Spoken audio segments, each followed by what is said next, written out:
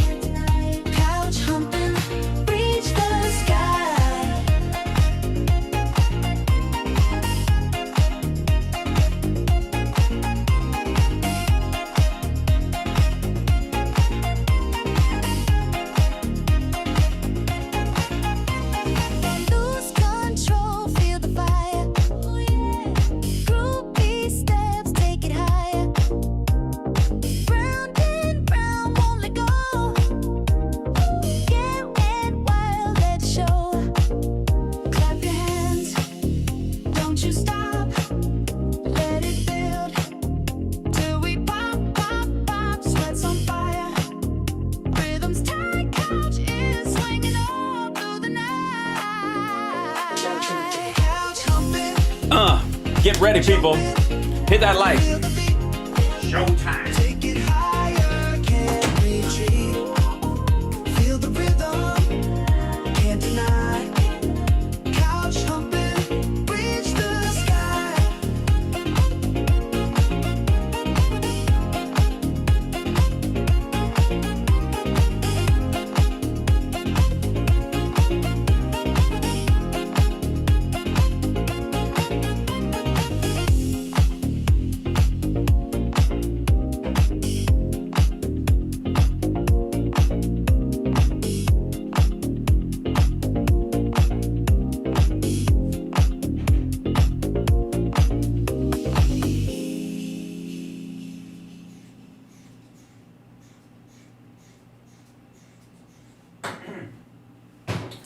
right, here we go. Here we go. Let's do this. 3, 2. Hey, there it is. Welcome to the show, everybody. How you doing? It's Hal Sparks, Megaworldwide. There's the chat room. Good to see you. I have a better chat picture so you guys can see yourselves, and because I work very hard on the show. I'm just saying.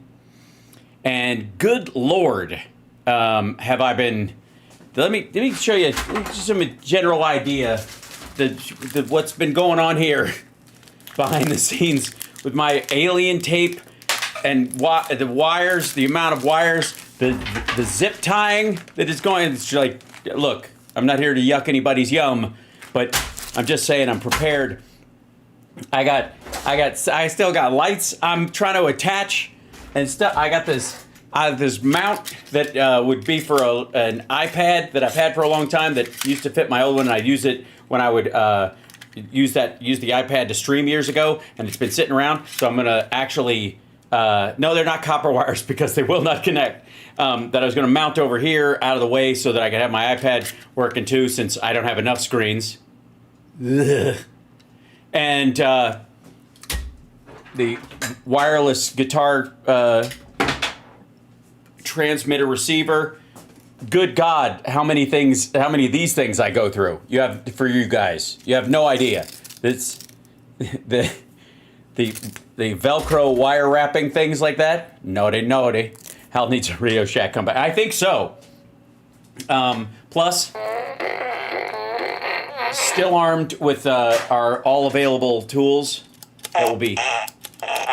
That's right. Yes, I'm building a robot Biden because we need one to replace the insanity that's going on. Let's see, what else? Is there something else to show you? Nope, just, let's see. Got this thing. Yep, that's been under here or whatever. I don't know how many of these things I need. Do you guys have any idea? The little clamp-on things for cameras and stuff like that. I'm already using up all my jacks. Do you have any idea how many things I have plugged into this computer? It's nuts. Radio Shack is sadly not a thing. Where's the Jeff Goldblum award? He's over here. We still have him. For those of you that don't know, I have, this is the 5th year in a row that get out of here. Why is he holding on to my microphone? Let me go let go. For those of you that don't know, I have, year after year, I win the greatest live stream that you can have in the whole world. Jeff Goldblum Award. It's technically the Ian Malcolm Award for controlled chaos, but I win it every year in spite of that. And then, of course, got this at the Harry Truman Museum. Just saying, a place that perhaps somebody in Trump's orbit might want to stop once in a while, so they can. I mean, we need one that just says, like on this side, that just says, "Shut the fuck up, bitch," and then on the front of it, it says, "The buck stops here," so that when he's looking out from it, that's what he sees. Because, good Lord. But welcome to the show. That's not the important part. Matt the Rat is hanging out over here. He's good. Hold on. What's happening, people? Welcome to the bunker. We're going to party. All right. Look, I know some of you guys want Ficus to come back. We're working on it. We've been talking to Baby Hal and all of them again, but it just they discontinued the software, so we got to find a workaround. That's all this dude does, is just work around. I'm working round. It. So, hi, chat room. Should I take questions or, fuck that. Yeah, whatever. Oh, excuse me. Gotta go. So, he's got Matt. I think Matt the Rat is going to be the announcer on the soon-to-be-launched game show. That's Not How It Works. So I'm working on that as well, but I need more audio sources and the ability. No, Cupcake definitely. Once I get one back, they all come back. But that's the tough part. In the meantime, I'm doing my best to try to keep it entertaining with the tools that I have. So hold on. And Matt has his own stand, I would like to say. So I have these my lights go on these stands like this, and since I have them mounted, it looks weird that way. Since he just kind of stands guard, and sometimes the cats see him and freaks them out. They walk in, and I've got him like he's sitting like this, and they're like, "Who the hell are you? Who are you?" But it's cool that like it's a good stand for him. It just worked out that way. I'm sure it's painful. Yipes! But you know, there you go. I should light him up. I hope you mean put lights on him so that, you know, whatever, as opposed to just like light him up. It will be a truly wonderful day when Ficus comes back. I completely agree. I'm working on it. I really am. They were just jerks getting rid of the software. So it just, yeah. And then it stopped working altogether, even the hacked version. So I'm working on it. Damn. No burning. How I'm taking a constitutional class at Harvard University online. Never stop learning. That's fantastic, Teresa. Rat needs some cool sunglasses. I agree. I think what I need to do is get a one of those like maggot baby onesies, or oh look, another cable tie, because I'm trying to. You want my T-shirt collection? It's pretty profound. This one I actually got seeing Metallica live for the 72 Seasons tour, and it was incredible. I'm just saying, people. You don't even have to. If you love Metallica, you'll love seeing them live, period. That's always been true. But if you don't even remotely like that kind of music and you go see it, you'll just come out going, oh, that is damn impressive. Thought it was a diabetes monitor. Nope, it was just one of the many, because these stick to my clothes. It's just one of the, all right. Son of a bitch. I've been working, man. Like, I cleaned this place up. Okay, the other thing, too, is, you know how we've had some singing on the show? You want to see something I'm working on for you as well? Hold on. Let me move this down so I can rotate it through. Put this on the other side. Move this over to here. Carry the 2. Extra 1. Move the cable so it doesn't step on it.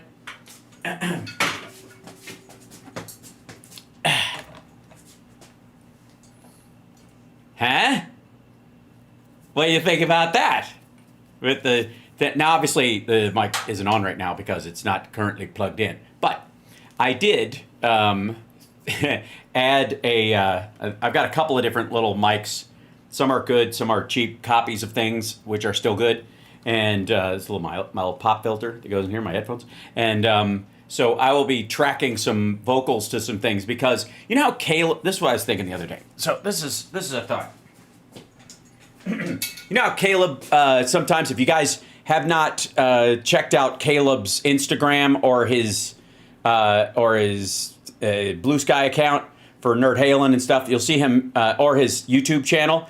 He'll sit down and he'll play along with a Van Halen track as he's learning it or developing it and all that kind of stuff, and just nails it. It's amazing. So I thought it'd be kind of cool to do a similar thing, singing the tracks.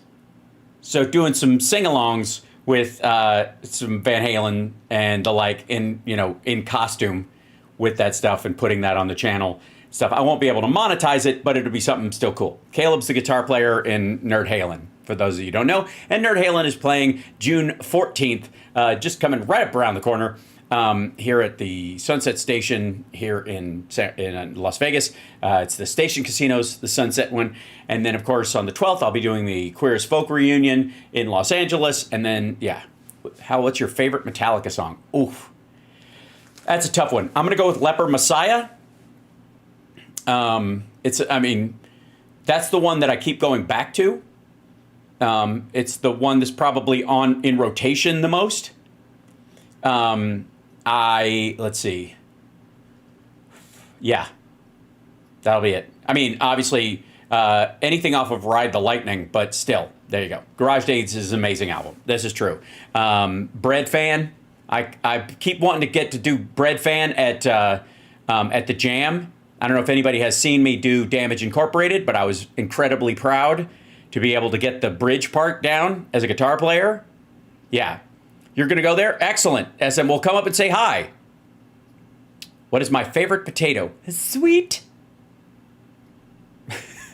Battery, yes. Battery's amazing. Is that Leper Messiah a nod to Ziggy Stardust? Probably not. Hal's in Alcatraz. That's right. Yes, I'm in the control tower at Alcatraz. What's this shirt? Yeah, this is 72 Seasons. It's a Metallica concert. I saw them live with my buddy Richard Hunter. Love Fade to Black. Beautiful song. Very sad. Yeah. Sometimes you just need some catharsis, and they're good for it. Hal, are you excited for Spinal Tap Part 2? Yes, because I love all those guys, and they're good people. So I wish them like luck all the time, especially Michael McKean, who is particularly lovely. Not that the other guys aren't, I just don't know them. Stone Cold Crazy is a great cover, no question. Let's see, my favorite Kiss song? That's near impossible. I Want You. Anything off of Paul's solo record, the Painted Faces solo records, especially Goodbye, which I find wonderful and breaks my heart every time I hear it. And yeah. You like The Unforgiven? That's right. Yeah. Enter Sandman. Like, yeah. Am I Evil is a cover, but great job. Hit the Lights is amazing. Yep. A lot of Battery fans in here. It's so good. Yeah. For Whom the Bell Tolls, especially when they do it live and they go, take a look to the sky just before you die. It's the last time you will. That break where they pause is so good. It's such a, like, it's live. It just builds so much tension. Black Diamond's an amazing song. Also, my favorite Gene song is Going Blind. And there's a version of me singing that with, online, like an acoustic version of that. If you want to look that up, just look up Hal Sparks, Going Blind, and you'll see that with Jason Charles Miller. That was awesome. Yeah. My favorite Van Halen song is I'll Wait, which drives the guys, drives Caleb crazy because it's one of the first fully, like, beyond Jump, that's one of the first fully, like, synth songs, and it made him nuts. That I was like, that's my favorite. But look, it's my taste. I also, like, I've fallen in love with a bunch of songs that I wasn't particularly, aware of.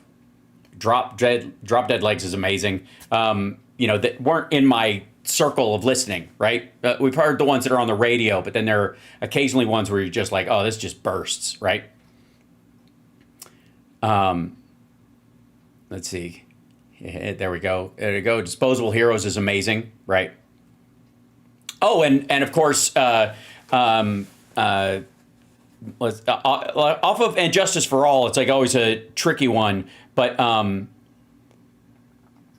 like everybody goes for one. Let me see if I can show an image real quick of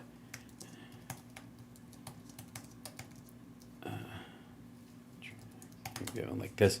That a lot of people go for Blackened on that. But let's see. Where are you?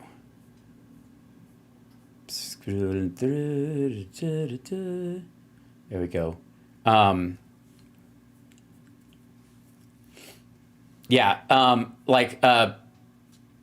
lot of, like, Harvester of Sorrow did very well, but Dyer's Eve was always the one for me off that record. All right, now we got a show to do because there is I don't know, a breakdown in Maggot Land. There's collapse in Maggot Land because Elon Musk came out and said, let's see if I can show you this on screen. I'll break this down, break this down, and there you go. Shrink this over here. Yeah, this is some good stuff, folks. I gotta say, this is some Republicans in disarray. Hashtag Republicans in disarray. Hashtag GOP in disarray. Hashtag GOP on yourself. This is pretty great. So if you haven't seen this, Elon Musk posted this on his shitter account. I'm sorry, but I just can't stand it anymore.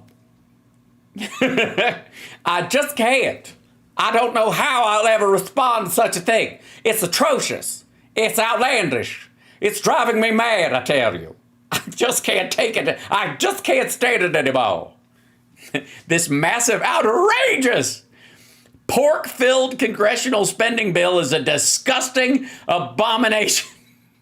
Shame on those who voted for it. You know you did wrong. You know it. You know it.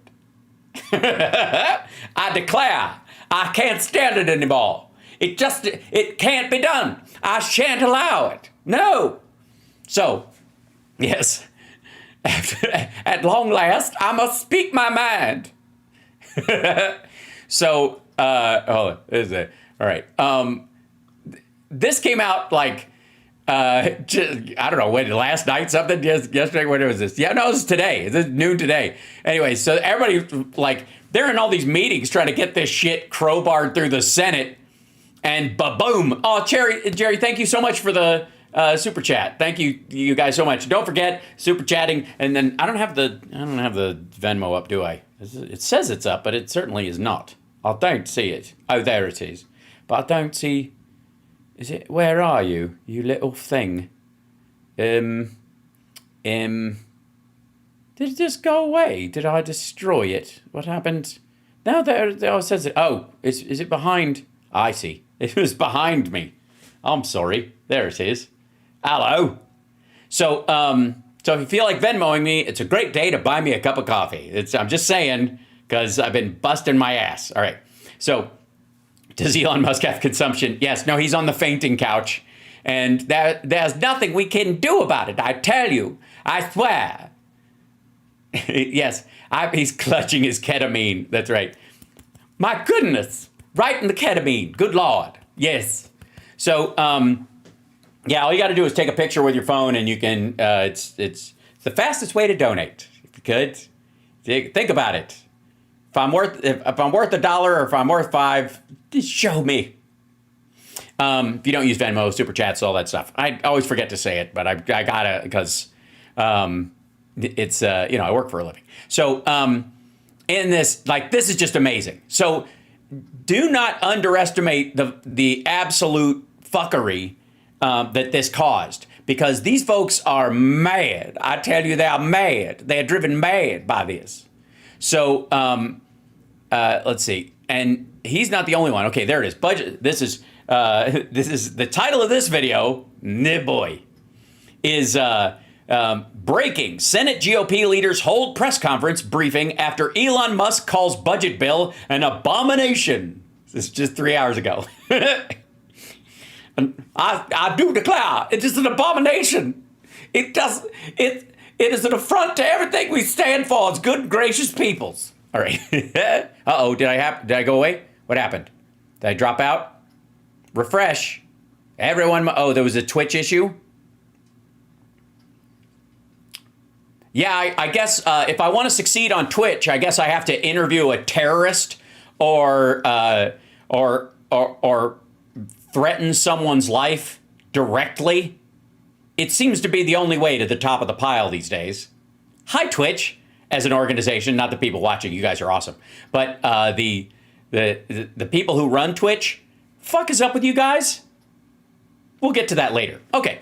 Because I'm not going to do it. So I guess I'm just going to have to be a happy middle-class streamer at this point. In the meantime, though, Senate GOP leaders hold a press conference briefing after Elon Musk calls budget bill an abomination. Here we go.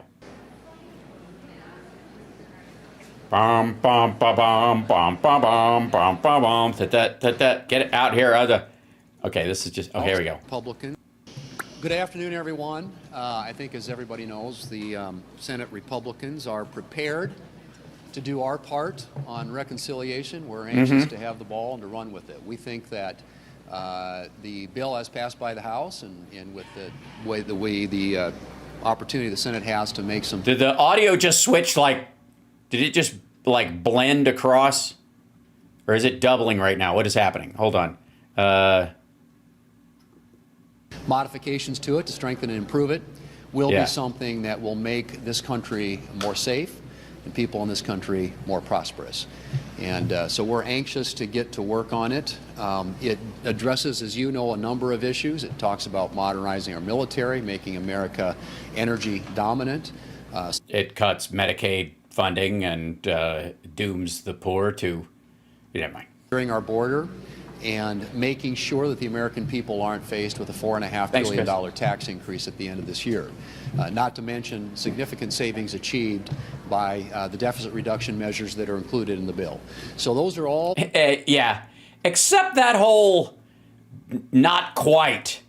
Oh, yes, thank you for... Yes, Janoon, thank you for the tip. Yes, I'm apparently I'm hoping for this thing to go through. Is it quiet? Yeah, it's weird. It's their audio. Things that are part of the reconciliation bill. Yeah, it's mono-ish. Very odd. Also, hold on.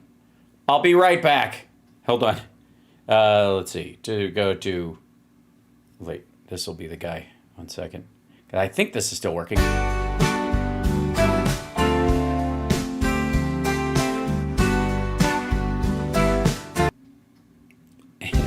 Pardon my dust, things are breaking down. Something is wrong with the picture or sound. We'll be right back, just as soon as we can. We appreciate your patience. Okay, sorry, my one of the legs on my table just went short. I don't know why, but I put my hand down on the desk and it went because of the things I've been doing under the desk. None of your business. Keep it to yourself. It's none of your concern what I'm doing under the desk. It's pride. Anybody, just be proud of whatever you do under the desk. That's what I say.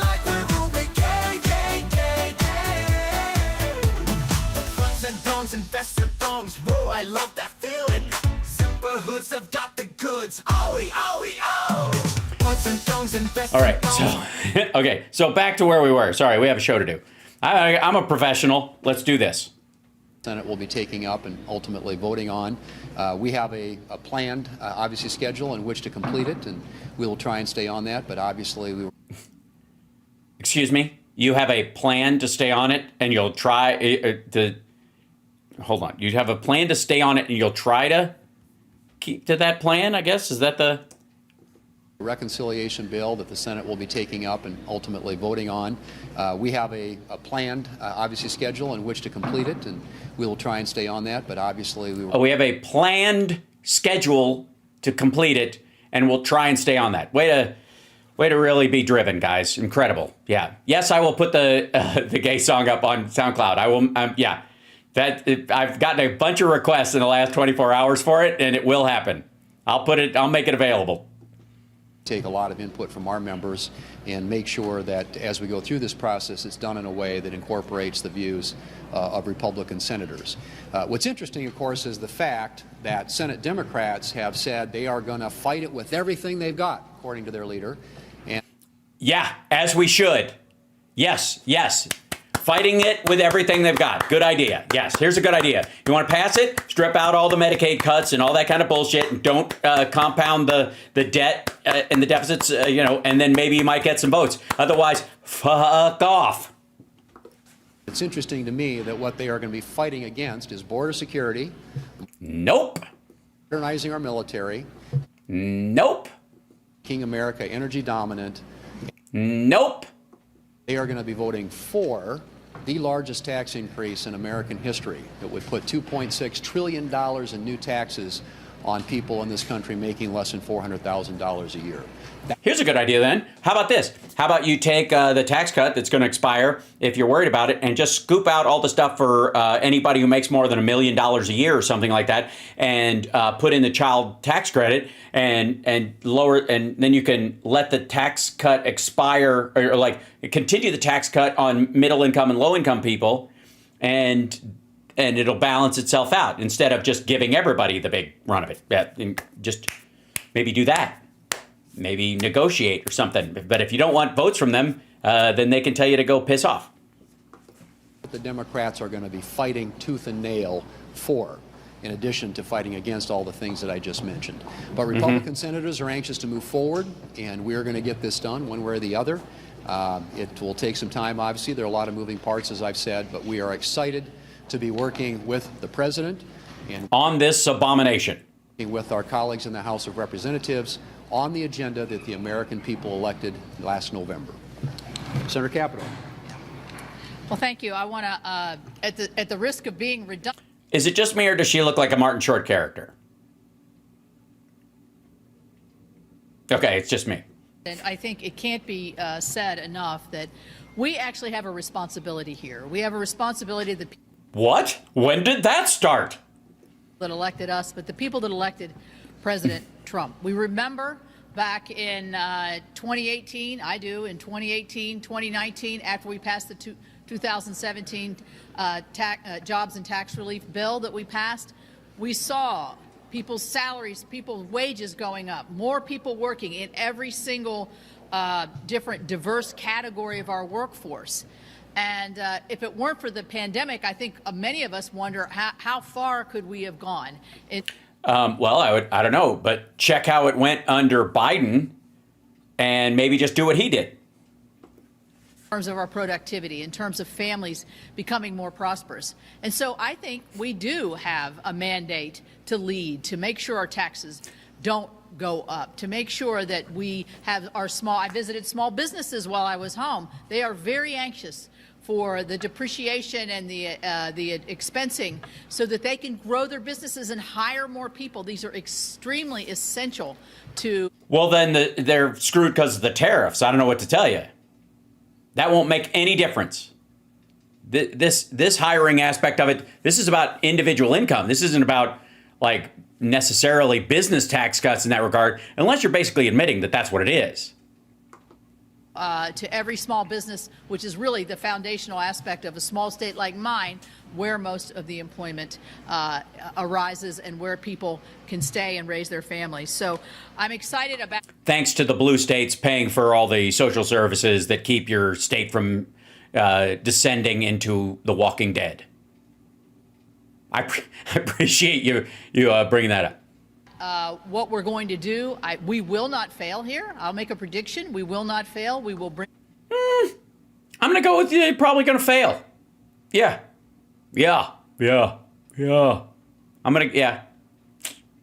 I'm calling it. Yeah. I think you're going to fail. I think you're going to toss together something and pull a lot of teeth and scream at each other, and then you're going to send it back to the House, and they're going to lose all the votes that they had.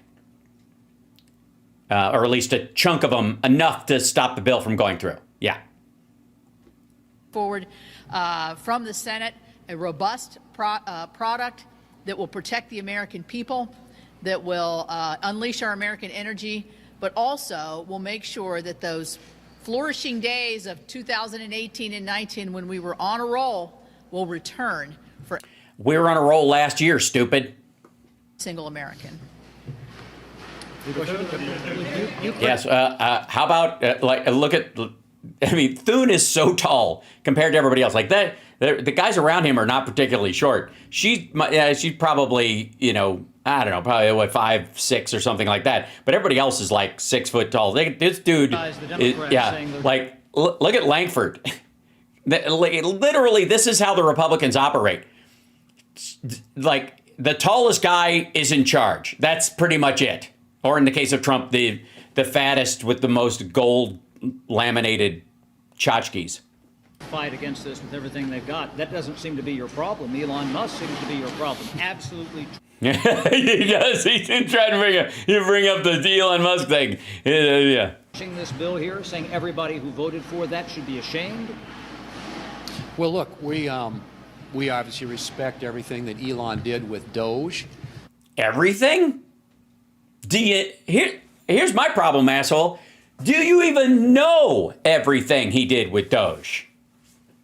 I don't think so. I'm gonna go out on a limb and go, you don't even know what he was actually doing. Never mind my own paranoid fever dreams about him just sneaking malware into important government systems. Never mind that shit. But what he actually did while he was in there, if anything at all, besides getting gacked up on MDMA and ketamine and having lol-cal moments with a bunch of online nerds that he dragged into everybody's private information. You can't be proud of what he did because you don't know what he did. And in a lot of cases, he didn't do shit. On this particular issue, we have a difference of opinion. And I think it's rooted in the fact that he's accepting the CBO assumptions that are built upon a static scoring assessment of the effect, the macroeconomic effect, growth effect, that these changes will have on our economy. And all the modeling that we've seen suggests that the changes that are being made in the tax policy. Yeah, they forgot to factor in magic beans. That, you know, sure, all of this will add a huge amount to the debt and will result in a static, like the Fed having to keep the interest rate static for a longer period of time, therefore making our debt more expensive for longer and all that kind of shit. Yeah, sure. But they have not factored in the 3 magic beans that we found that a man sold us under a bridge in a little bag. And if, whenever we get to a point in this bill where we think it's, you know, it might not pass the House, we just chuck one of those beans down there and it'll do its magic. Because it is the musical fruit. Thank you, Patrick, for gifting the subs. Particularly making permanent bonus depreciation, interest deductibility, R&D expensing are going to... R&D expensing, bonus depreciation, yeah, all the stuff for businesses, so they basically won't end up paying any income tax at all, or any tax on their profits because they can pretend none happened. The significant growth, and you couple the growth with the biggest spending reduction in American history.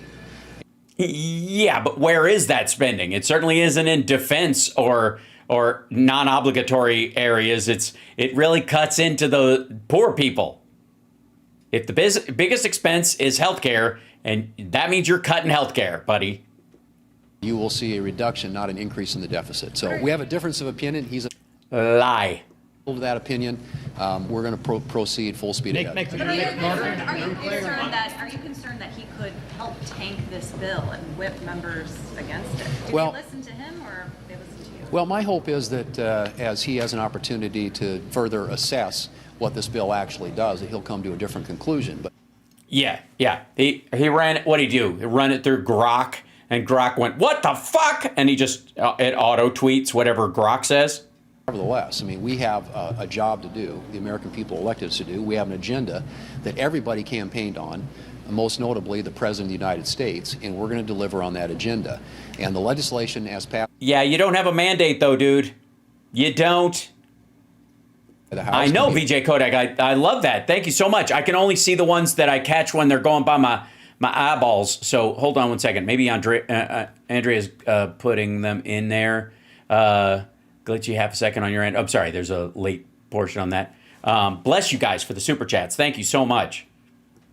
Moved here in the Senate, can be strengthened in the Senate in a number of ways. We intend to do that, but when it's all said and done, we'll send it back to the House and hope that they can pass it and put it on the President's desk. And as I said, it does everything that we set out to do. It modernizes our military, secures our border, extends tax relief and makes permanent tax relief that will lead to economic growth and better jobs in this country. Nope, didn't last time, not going to this time.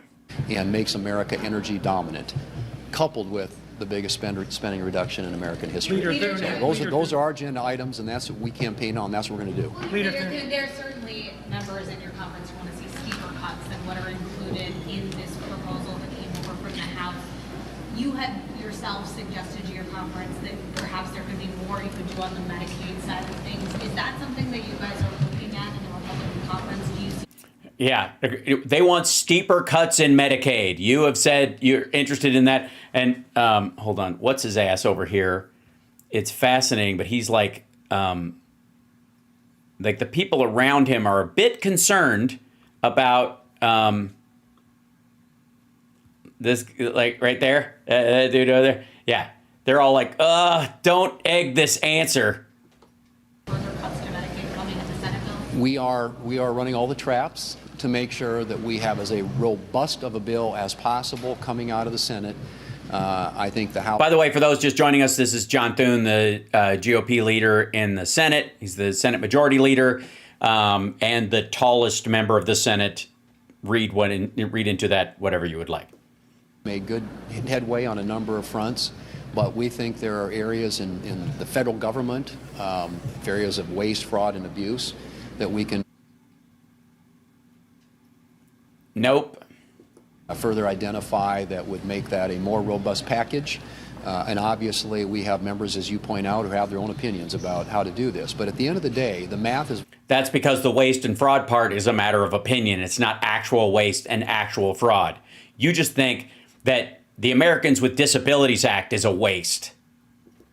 Simple. It's 51 in the Senate and 218 in the House in order to get a bill on the president's desk.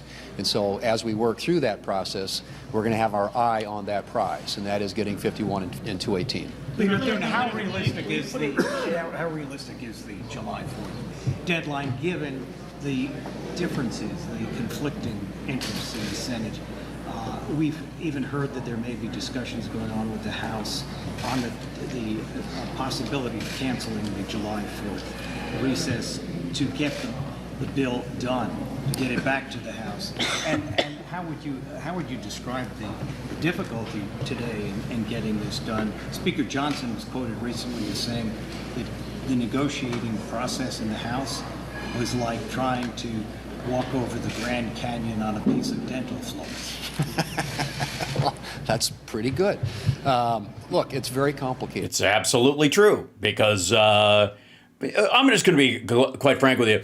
I'm full of shit. They're full of shit. We're all full of shit. And we're doing our best to polish this turd and get out of here as quickly as possible. The reality is the bill we want to pass and the bill the House wants to pass are basically diametrically opposed on a bunch of fronts. And any votes we gain in the Senate, we lose 10 of them in the House, no matter which direction we go. And that's why someone would say something like that. We know that. I can't speak for the House schedule. What I can tell you is... And by the way, thanks, Stoneflower. Oh my gosh. And hold on, where is this?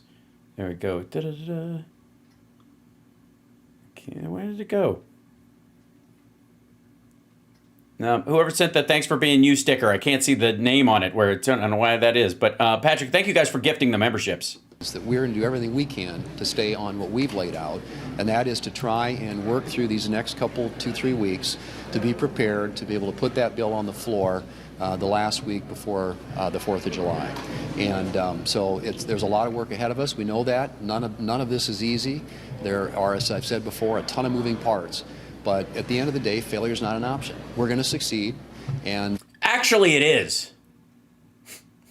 Yeah, you know, I love that phrase because I love NASA.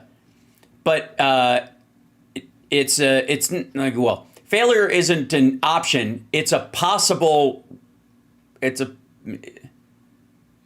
Failure's not an option. It is always a possibility, I think, in this term. And it's highly possible they will fail.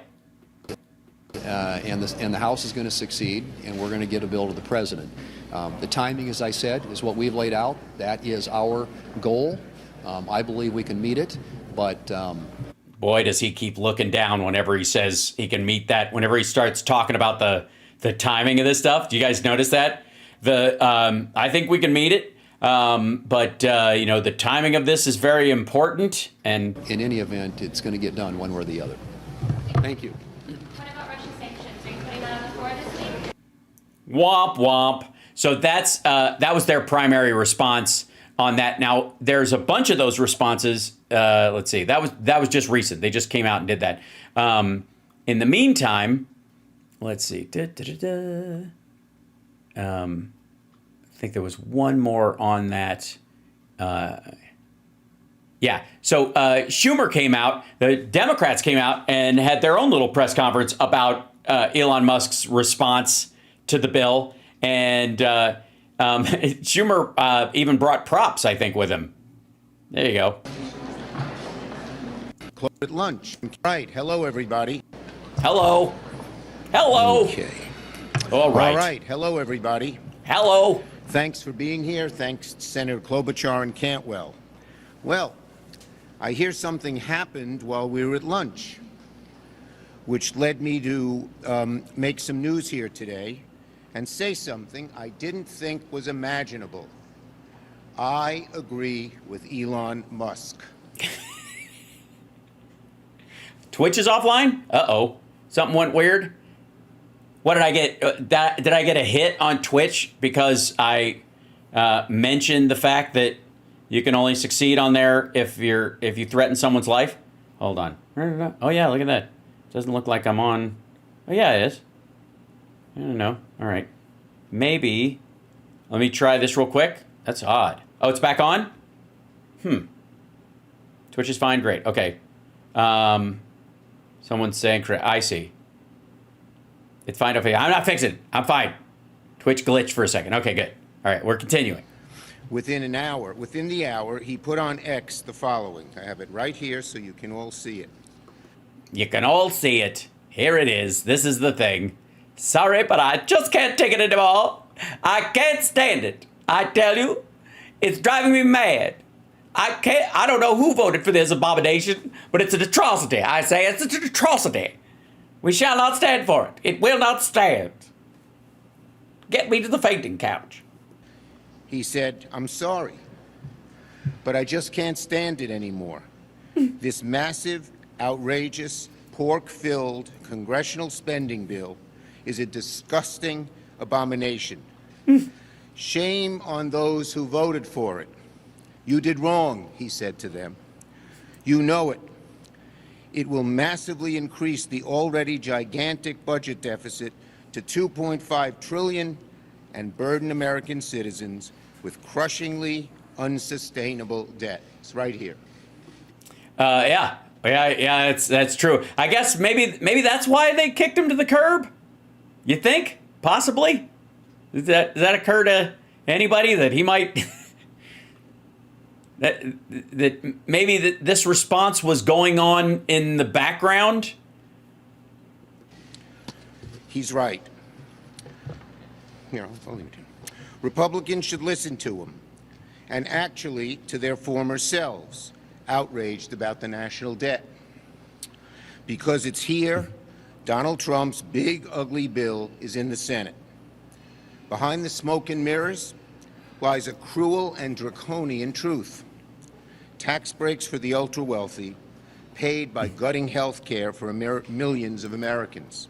Yep. Over the past few days, President Trump has tried to sell his bill, saying people won't lose coverage, children won't go hungry, costs won't go up. Let's call that for what it is. Horse shit. Lies. Oh, okay. All of them lies. All right. I was gonna go with horse shit, right? But I get you. Okay, sure. 15 million Americans will lose health care as they decimate Medicaid and now try to dismantle the Affordable Care Act. So this is an anti-health care bill, not just an anti-Medicaid bill, but an anti-health care bill. 20 million Americans will see their health care costs go up, many of them dramatically, so they might not even be able to afford health care. 11 million Americans, 4 million kids could lose access to federal food assistance. Hungry kids? Mm-hmm. Telling them to go hungry so billionaires can get an additional tax break? God bless the billionaires. They got plenty of money. They don't need a tax break. Our kids need to be fed. And all 40 million Americans who are receiving food assistance will get less every month. Yeah, this is a culling. This is what happens when you put people like J.D. Vance and Peter Thiel and that crowd along with Donald Trump in charge of shit. Because they think there are too many poor people. We've been keeping these people alive for too long. All we're doing is prolonging the loss of resources to something that's inevitable. These folks are doomed. So just get out of the way and let nature take its course. When benefits are already just a couple of bucks a day. Energy costs will go up. What they did to clean energy, they decimated it. Thank you, Lori. They couldn't say they were killing it outright, so they strangled it to death. And what'll happen? Energy costs will go up for American families, both electricity and gasoline. 800,000 jobs in domestic energy and manufacturing will be cut. 800,000 jobs. And even more in hospitals and nursing homes and community health centers. That's really risking our economy, such large amounts of people losing jobs all at once. Well, and also all of those community health centers we're talking about aren't the ones in big cities. We often think about them that way because we've all seen breaking 2 electric boogaloo, and we understand the community centers and community hospitals and community facilities get shut down first, and we focus on the city ones because those are the ones that have the resources to push back, and namely the populace. They have enough people around to push back on it. It's the poor white trash, quite frankly, in the eastern parts of Tennessee and Kentucky and Arkansas and places like that are out in the middle of fucking nowhere that have access to a very small hospital, and if it shuts down, there ain't nothing for 3 hours. That's who gets affected. That's why, by the way, if they try to balance it on the backs of those folks, that's where the red states are going to start pushing back. That's where even the right-wingers won't pull that plug. So they try to do this kind of blanket cost across the top of it, not recognizing that if you apply those needs and you don't have a Medicaid expansion by the governors themselves, that money is going to drop even more in the red states. It's going to go even lower. It's just so fucking lame. All to pay for tax cuts for the richest. Thank you, Caroline. And for big oil. Big oil hates clean energy. Fossil fuel industry hates clean energy because they know it's the future. And they know it's cheaper, at least in terms of solar panels. Cheaper and quicker. So they want to kill it. Mm-hmm. But everyone knows America needs clean energy in order to meet demands moving forward. Nothing's cheap and quick to build as clean energy. We need 10 times as much electricity to continuing powering breakthroughs in AI and stay ahead of China. With their bill, the Republicans want to raise taxes on the domestic energy sources that are set to deliver more than 80% of the power, of the new power, in the next year. So let me be clear, if this bill passes, your electricity costs are going up. Look at the facts. The Republican plan will increase average national electricity prices by about 10% and total energy costs by $32 billion, all to please the ideological blindness of big oil billionaires. It would jeopardize $840 billion in private investment across America, with more than 85% of that massive cut in Republican states and districts. Right, which is why when the Senate takes this version of it, they're going to scoop that shit out because they know better. They're going to send it back to the House without those cuts, and you can't meet the monetary number that the House Republicans are asking for and still have the tax cut. If they want the tax cut, you have to meet these certain level of cuts. They haven't met it anyways, but they're assuming that they can blame it on the Senate. Is essentially that's where that one extra vote that got it over the line and got it sent ahead. They moved it up to the Senate so they can blame the Senate when it comes back and they go, well, this is unacceptable. They've cut all the funding out of it, or all the they've lowered all of our cuts down to acceptable measures for them, but that's not enough to guarantee that we won't add to the deficit, so therefore I can't vote for it, and I blame the Senate instead of you just send them an impossible task. Oh, sorry, Carolyn. Hello, I apologize, Carolyn. Now I do. Now I know. It's already happening. More than $12 billion in private investment, 13,000 jobs, and clean. Watching from in Maywood, Illinois. Hurrah! I feel like I should send you one right back. Hold on. Where is it? There we go. Energy and manufacturing have already been canceled since January, but that's just the beginning if this bill passes. Mm-hmm. So this is DEFCON 1 for thousands and thousands of American workers whose jobs depend on federal support for domestic energy incentives. In fact, about 200 solar manufacturing factories, representing more than 40,000 jobs and $35 billion investment, are dead if the Republican plan becomes law, and another 100 would be at risk. Right. Getting clean energy manufacturing is not American energy dominance. It's surrender to China. What a terrible price to pay, just to lower taxes for the ultra-rich, just to line the pockets and the ideological hunger of the fossil fuel industry, and to lose out on American energy dominance. Senator Klobuchar. Thank you. Thank you very much, Senator Schumer. And to be very clear, this is not a big, beautiful bill. It's a big, beautiful betrayal of the middle class and working people in this country. It's a betrayal of seniors in nursing homes where half of those in assisted living rely on Medicaid. It's a betrayal of families struggling to put food on the table, and it's a betrayal of the middle class.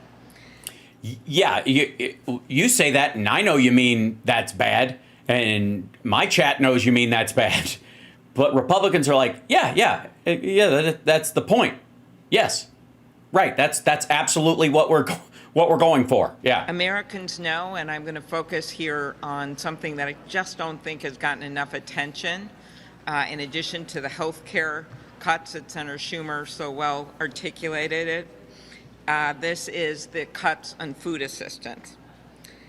In addition to a nearly $3,000 Trump tariff tax on every single family in America, and food prices going up by more than $200 because of the tariff tax, this betrayal when it comes to food assistance is going to be very expensive and very out of reach for a lot of people. 40% of SNAP participants are kids, almost 20% are seniors, and 10% are adults with disabilities. This is a $300 billion, not million, $300 billion cut. So you've heard about the effect it has on hungry people, but there's something, the sleight of hand, that everyone needs to know. And that is that over half of these cuts come from a fake shift over to the states. A shift to the states that the states can't pay for because 40 of them have balanced budget amendments. How much money are we talking about? $100 million would have to go to Kansas to pay for it, just like that. $170 million to the state of Kentucky. $580 million extra to be paid for the state of North Carolina. That is why so many governors are speaking out. Governor Laura Kelly, who heads up the State Democratic Governors Association out of Kansas, a very moderate governor, she says, we don't have the money. North Carolina Governor Josh Stein says, our state will be forced into perilous budget decisions.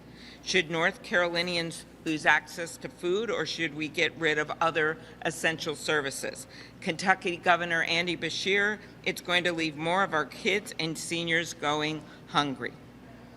Farmers will be losing revenue at $35 billion over 10 years. Look what they're already facing. Markets shrinking because of the Trump tariff, input costs up, weather issues, cuts to the USDA, veterinarians leaving, and now this. Can I just say for the record, I don't know if you noticed this while she's talking, but Schumer is back there working on something. His aides brought him a piece of paper or something that they're dealing with in committee or whatnot, and he's going over it. Like, while this is happening, did you notice that anything even remotely close to that level of actual work going on when the Republicans were out there? Just a little thing. Just a little, like, they all just stood there, did their thing, and then split. They just all spoke. Nobody was doing any extra stuff. No, I don't see them working at all, much less in public. Notice Hal doesn't have to pause every second because these people are spitting facts. Yeah, VJ Kodak, that's exactly it. We're listening to their actual point in this case. It will also cost jobs and wages for grocers.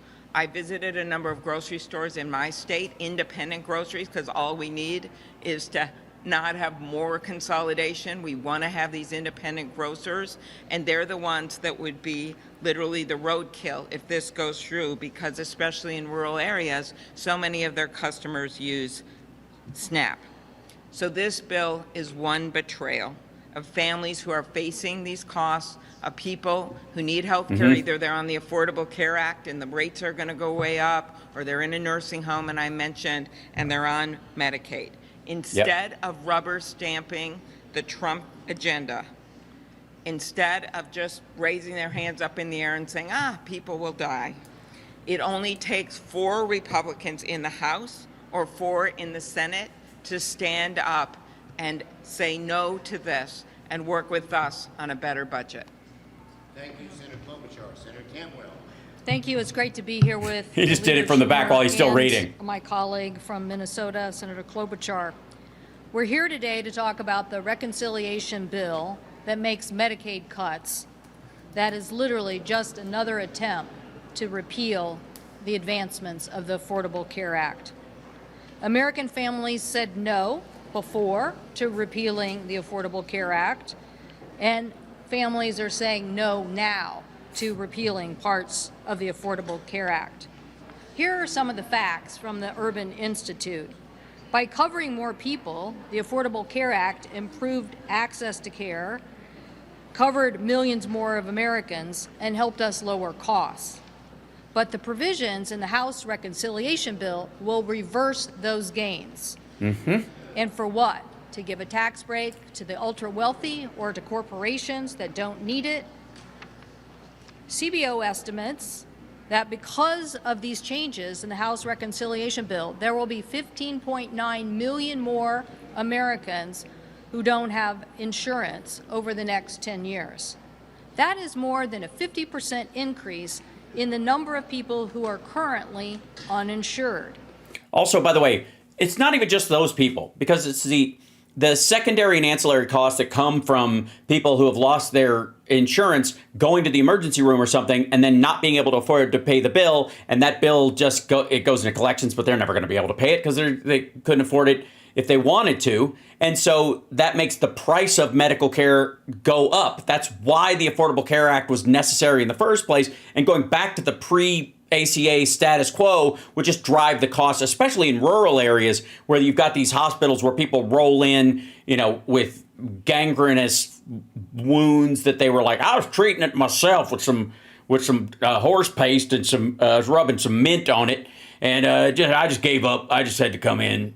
Something like that. I don't have any insurance or any money. So that cost gets spread out across everybody. That's why aspirin costs $300 a pop. That would reverse the coverage because you're paying for everyone's aspirin.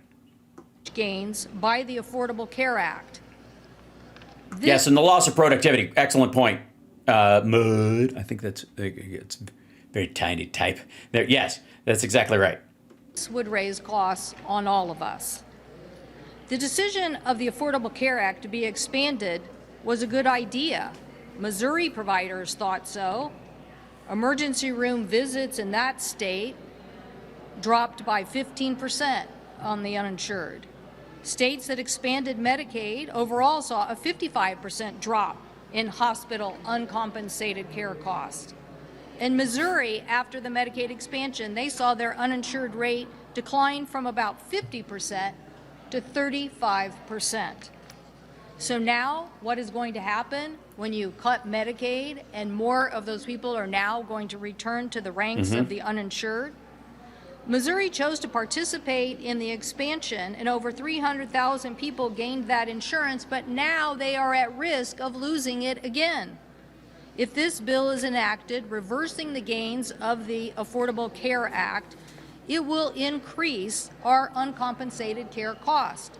One estimate, $42 billion alone in 2026 of uncompensated care, and $278 billion in uncompensated care increases over a 10-year window. Right, because preparing for things and understanding that shit happens saves you money in the long run. This is another thing that Democrats understand.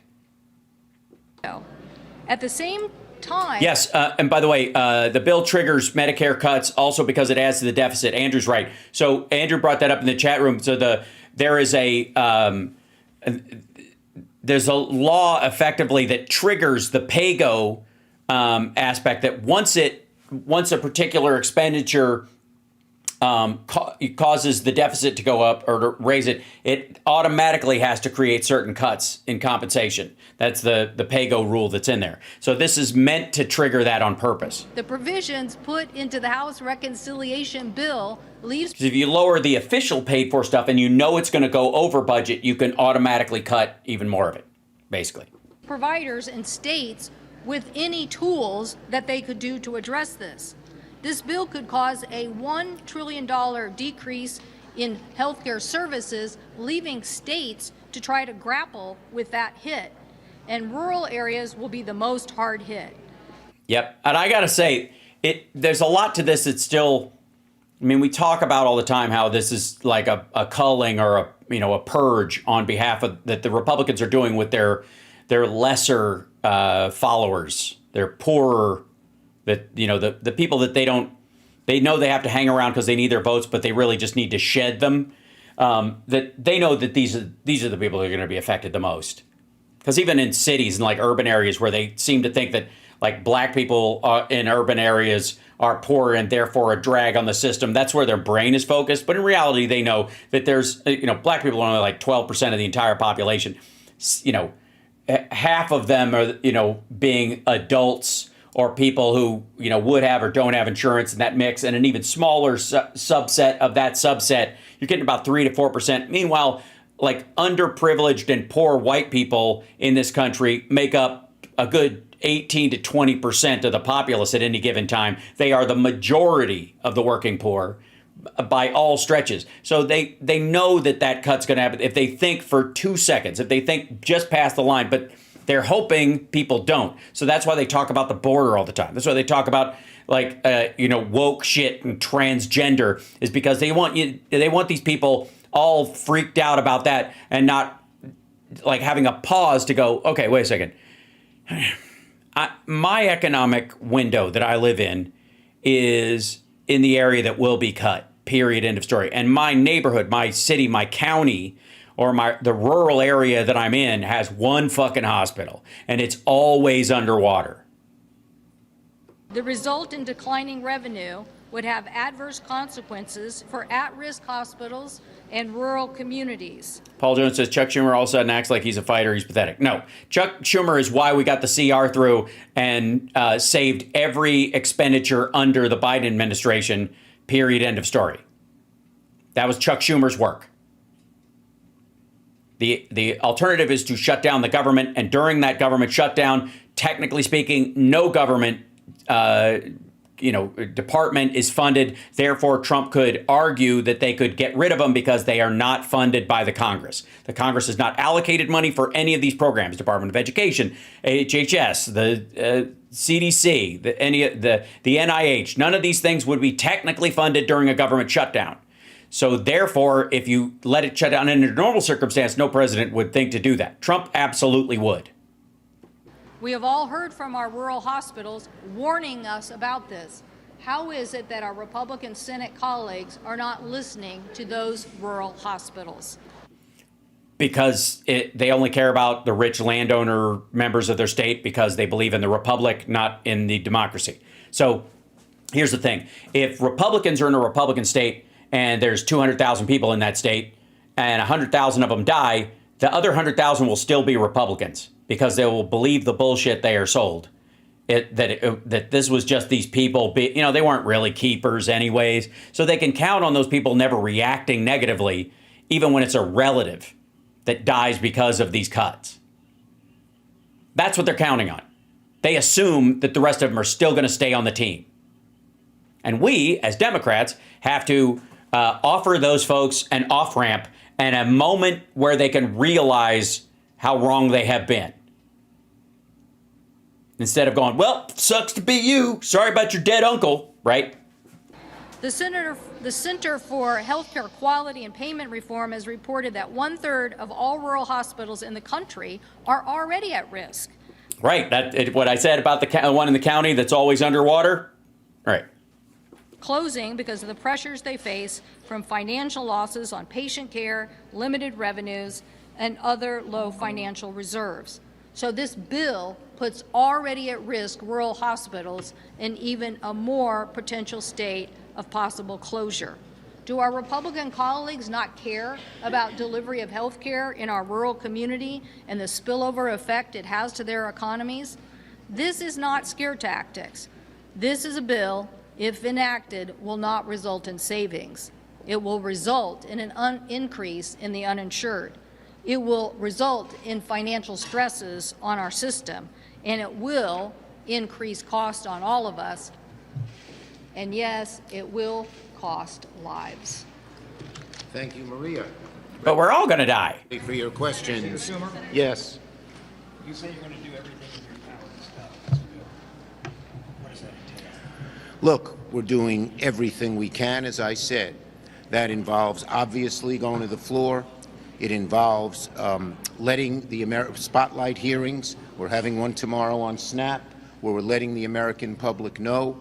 It most of all entails being back in our states and going into other states and showing the public how bad this bill is. Abe Lincoln said it best. Public sentiment is everything. And the more the public learns about this bill, the more they hate it, and the more they tell their Republican senators not to vote for it. Also, by the way, this is also happening not just to, well, here, I'll show you. It's not just like Democrats slamming this bill. There was, let's see, yeah. This is an easy layup. And he's exactly right. They need to go into states, and Democrats need to go to red states and start talking to these people because of this. This is, here you go. Squeeze this down so I can show you guys. All of these Republicans in the House that voted for this thing, the big bill, have a reason to not vote for it again if it comes back with certain provisions in there, even if it's not budgetary. Even if the Senate goes, well, fuck that, we don't care, we'll just let it hang in there. Where's this? Yeah, here you go. None of them read it, by the way. Remember this whole bullshit about the 3,000-page bill, and that Democrats are always dumping these things on us in the middle of the night, and we're going to have 72 hours to read the whole goddamn thing, right? Remember that shit? Okay, they threw that out the window. Even calling it a big, beautiful bill is ridiculous, right? Because the whole point, they were like, originally, they were going to break it up into 12 bills. And they didn't want one big bill. They'd be forced to vote for stuff they didn't want to and vote against things that, that they liked being removed and yada, yada. Okay, so full transparency. I did not know about this section on pages 278, 279 of the OBBB, the big, beautiful bill, that strips states of the right to make laws or regulate AI for 10 years. I am adamantly opposed to this, and it is a violation of states' rights, and I would have voted no if I'd have known this was in there. Show more. Let's just see what this stupidity is. If I'd have known more. We have no idea what AI will be capable of in the next 10 years, and giving it free reign and tying states' hands is potentially dangerous. This needs to be stripped out of in the Senate. When the OBB comes back to the House for approval of this after Senate changes, I will not vote for it with this in it. We should be reducing federal power and preserving state power, not the other way around, especially with rapidly developing AI that even the experts warn they have no idea what it may be capable of. I'll tell you what it's capable of. It is the devil. And you're going to like it and get used to it. I'm sorry. It is Digi-Satan, and it is bringing about the Digi-Rapture, and fuck off. Sorry, lady. Right. So, understand, this is the piece that she's talking about. Okay. Moratorium in general, except as provided. Let's see what this extra thing. Except as provided in paragraph 2, no state or political subdivision thereof may enforce during the 10-year period beginning on the date of the enforcement of this act any law or regulation of that state or political subdivision thereof, limiting, restricting, or otherwise regulating artificial intelligence models, artificial intelligence systems, or automated decision systems entered into interstate commerce. So I guess if you have Pikeville or, I don't know, Fayette County AI, you can regulate the shit out of it. But if it's going to cross state lines, then no way. All right, but rule of construction. Paragraph 1 may not be construed to prohibit the enforcement of any law or regulation that the primary purpose or effect of which is to remove legal implements to or facilitate the deployment of blah, blah. Okay, there we go. Let's see. Remove legal implements to or facilitate the deployment of operation of an artificial intelligence model, artificial intelligence system, or automated decision system. That's the other thing, too. Automated decision system. That's the part that's got some dark connotations in certain cases, I would think. Automated decision systems. That's interesting language for them to put in there, wouldn't you say? Right? All right. Streamline licensing, permitting, routing, and zoning, procurement or reporting procedures in a manner that facilitates the adoption of artificial intelligence models, artificial intelligence systems, or automated decision systems. So you can't make any secondary laws or rules that will, in a roundabout way. Thank you, Robin Drop, for the gifted memberships. Or by the way, I think that was on YouTube. And so you can't even set up a tangential law that affects AI if you just go, no business can create a system that automatically makes decisions regarding the stock market or whatever. We make a rule about that. It's not just aimed at AI. Any business in any way, if they built an autonomous robot or a fucking like one of those mousetrap systems that eventually a thing rolls down. If you just hit the ball, it eventually bounces around and goes in one of three buckets, and that makes the decision. You can't. We're just regulating that. It just would accidentally regulate AI during that period, but it doesn't. It doesn't matter. Like this piece alone, budget or no budget issues, she will not. According to this, anyways, she will not vote for it if this is still in there. If the Senate strips it out, there are a bunch of people in the House that won't vote for it either. They won't vote for it without it. See my point? All right. Oops. Okay, back up. Sorry. Exit full screen. No, back there. Okay, we'll go to you. Some Republicans are already talking about removing the debt ceiling and dealing with it outside of the reconciliation package. If that happens, will Democrats provide the votes? Let's wait and see what they do. Yes. How does Musk's opposition change your approach to fight against this bill? Well, Musk's opposition shows how bad, if even Elon Musk, who's been part of the whole process and is Trump's buddy, says the bill is bad, you can imagine how bad this bill is. Right. Well, I think that Musk is disagreeing with the spending cuts, right? I don't know if you guys Look, are- I just read you what Musk said. He said people should be ashamed to vote for this bill. I agree with him. Our members have commented about the debt and the fact that they are actually adding more tax cuts for the wealthiest, which makes it worse on the debt. So in that way, when Musk is talking about the debt, we think this bill is a problem because of the debt as well. It's a problem because of the debt and many other things. Right. And Musk said people shouldn't vote for the bill. Let's hope the Republicans follow him, not Trump. Thank you, everybody. All they have to do is drive a wedge there. But there's a bunch of other reasons why Republicans are freaking out about this thing. And again, if they change any of these things, once it goes back to the House, they lose a bunch of votes. So again, I'm very hopeful about the direction this is going, mainly because these shitheads are at odds with each other. And let me show you on the other end of this. Where is this? Yeah, here we go. So Rand Paul also criticized the bill for basically the exact same reasons that Elon Musk said.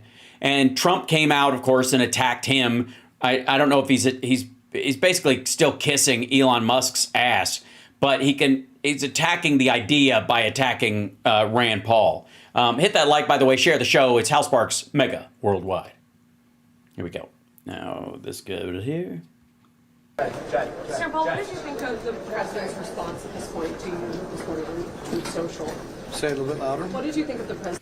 Say it a little bit louder. What do you think about hold on. Trump, Truth, Social, Rand Paul.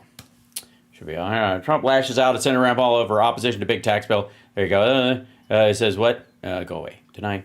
Turn this on. And then here goes. This is I guess this would apply to Elon Musk as well, in theory. Rand Paul has very little understanding of the BBB. Very little understanding of the BBB. It's just odd, right? Okay, especially the tremendous growth that is coming. He loves voting no on everything. He thinks it's good politics, but it's not. The BBB is a big winner. Grown man. This is from fucking grown man. I swear to God, I can be president. At this point, Jesus. Messages going through social. At any point, is this going to change your mind? You know, I think it's one of the most important debates of our time, and this is a debate over It's whether or not all a country else. can have $36 trillion in debt, whether we can have interest payments over $1 trillion. I think it's an important debate to have. I don't make it personal at all. I like the president, supported the president. In fact, I'm for the tax cuts. I am for a lot of the bill. But I can't, in good conscience, give up every principle that I stand for and every principle that I was elected upon, and that's that we can't accumulate more debt. $2 trillion in debt this year is too much. If you're going to borrow $5 trillion, it means they're going to get to that limit within the next year or two. They're planning on spending $5 trillion they don't have, and I'm just not for that. But there is a way around all of this. They could get my vote, and I could vote for the package if they take out the debt ceiling and vote on that separately. Senator, he says that Yeah, they do that, you lose the House because you can't extend the tax cuts without raising the debt ceiling, except when you have to raise the debt ceiling on the cycle, and that's what they're concerned about because next year before the midterms they would have to raise it. Right. you don't understand the bill and that you love to vote no. Well, I would say that's not actually true. I would say that I've been pretty consistent in my time in the Senate at being opposed to deficit spending. Our country brings in about $5 trillion in revenue and spends $7 trillion. I'm not for that. I've never been that. By the way, is it just me or is he turning into Mr. Magoo? I mean, his dad kind of favors Mr. Magoo, but this is next level. Magoo. From the very beginning, I've been consistent about it. I pointed it out when we have Republican presidents and we have Democrat presidents. So really there is no change in this and has nothing to do with wanting to vote no. In fact, I'm giving them an opportunity to vote yes. Yes, but if they take that opportunity, they'll lose a bunch of votes in the House, so they can't.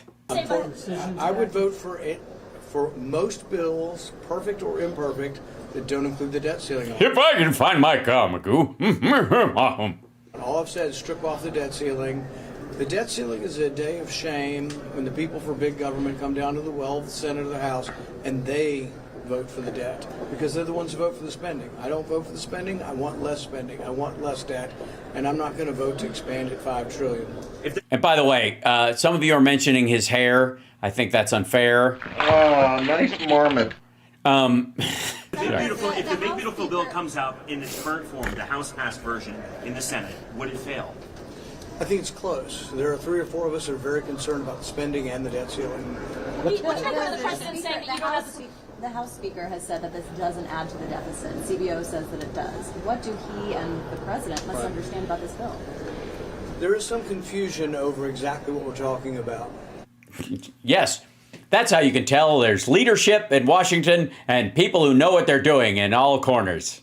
When you have everyone, true professionals, hashtag the best people.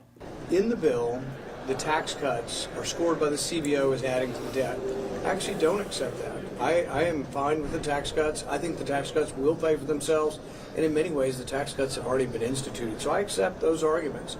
The reason why the debt and the deficit went up because of that. is going to increase and why the bill allows the Thank debt you, Marianne. to increase is that it increases the 100K, let's do this. Let's get me to 100K. It's not hard. Just click the subscribe if you're on YouTube. It's not that, it doesn't cost you anything. Good Lord, man. debt ceiling $5 trillion. It's the largest increase in the debt ceiling ever, and they will say, well, it doesn't spend any money. It's not really adding to the debt. They will get to their $5 trillion limit. The question is sooner or later. Sooner, immediately. Are you out of your fucking mind? You give Trump $5 trillion worth of funny money before he has to ask them to raise the debt ceiling again? You think he's gonna fucking hesitate for an instant? Are you nuts?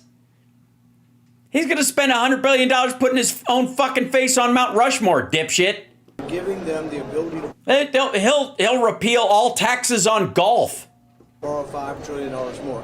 I'm not for borrowing $5 trillion more. I'm for borrowing a smaller amount over a shorter period of time.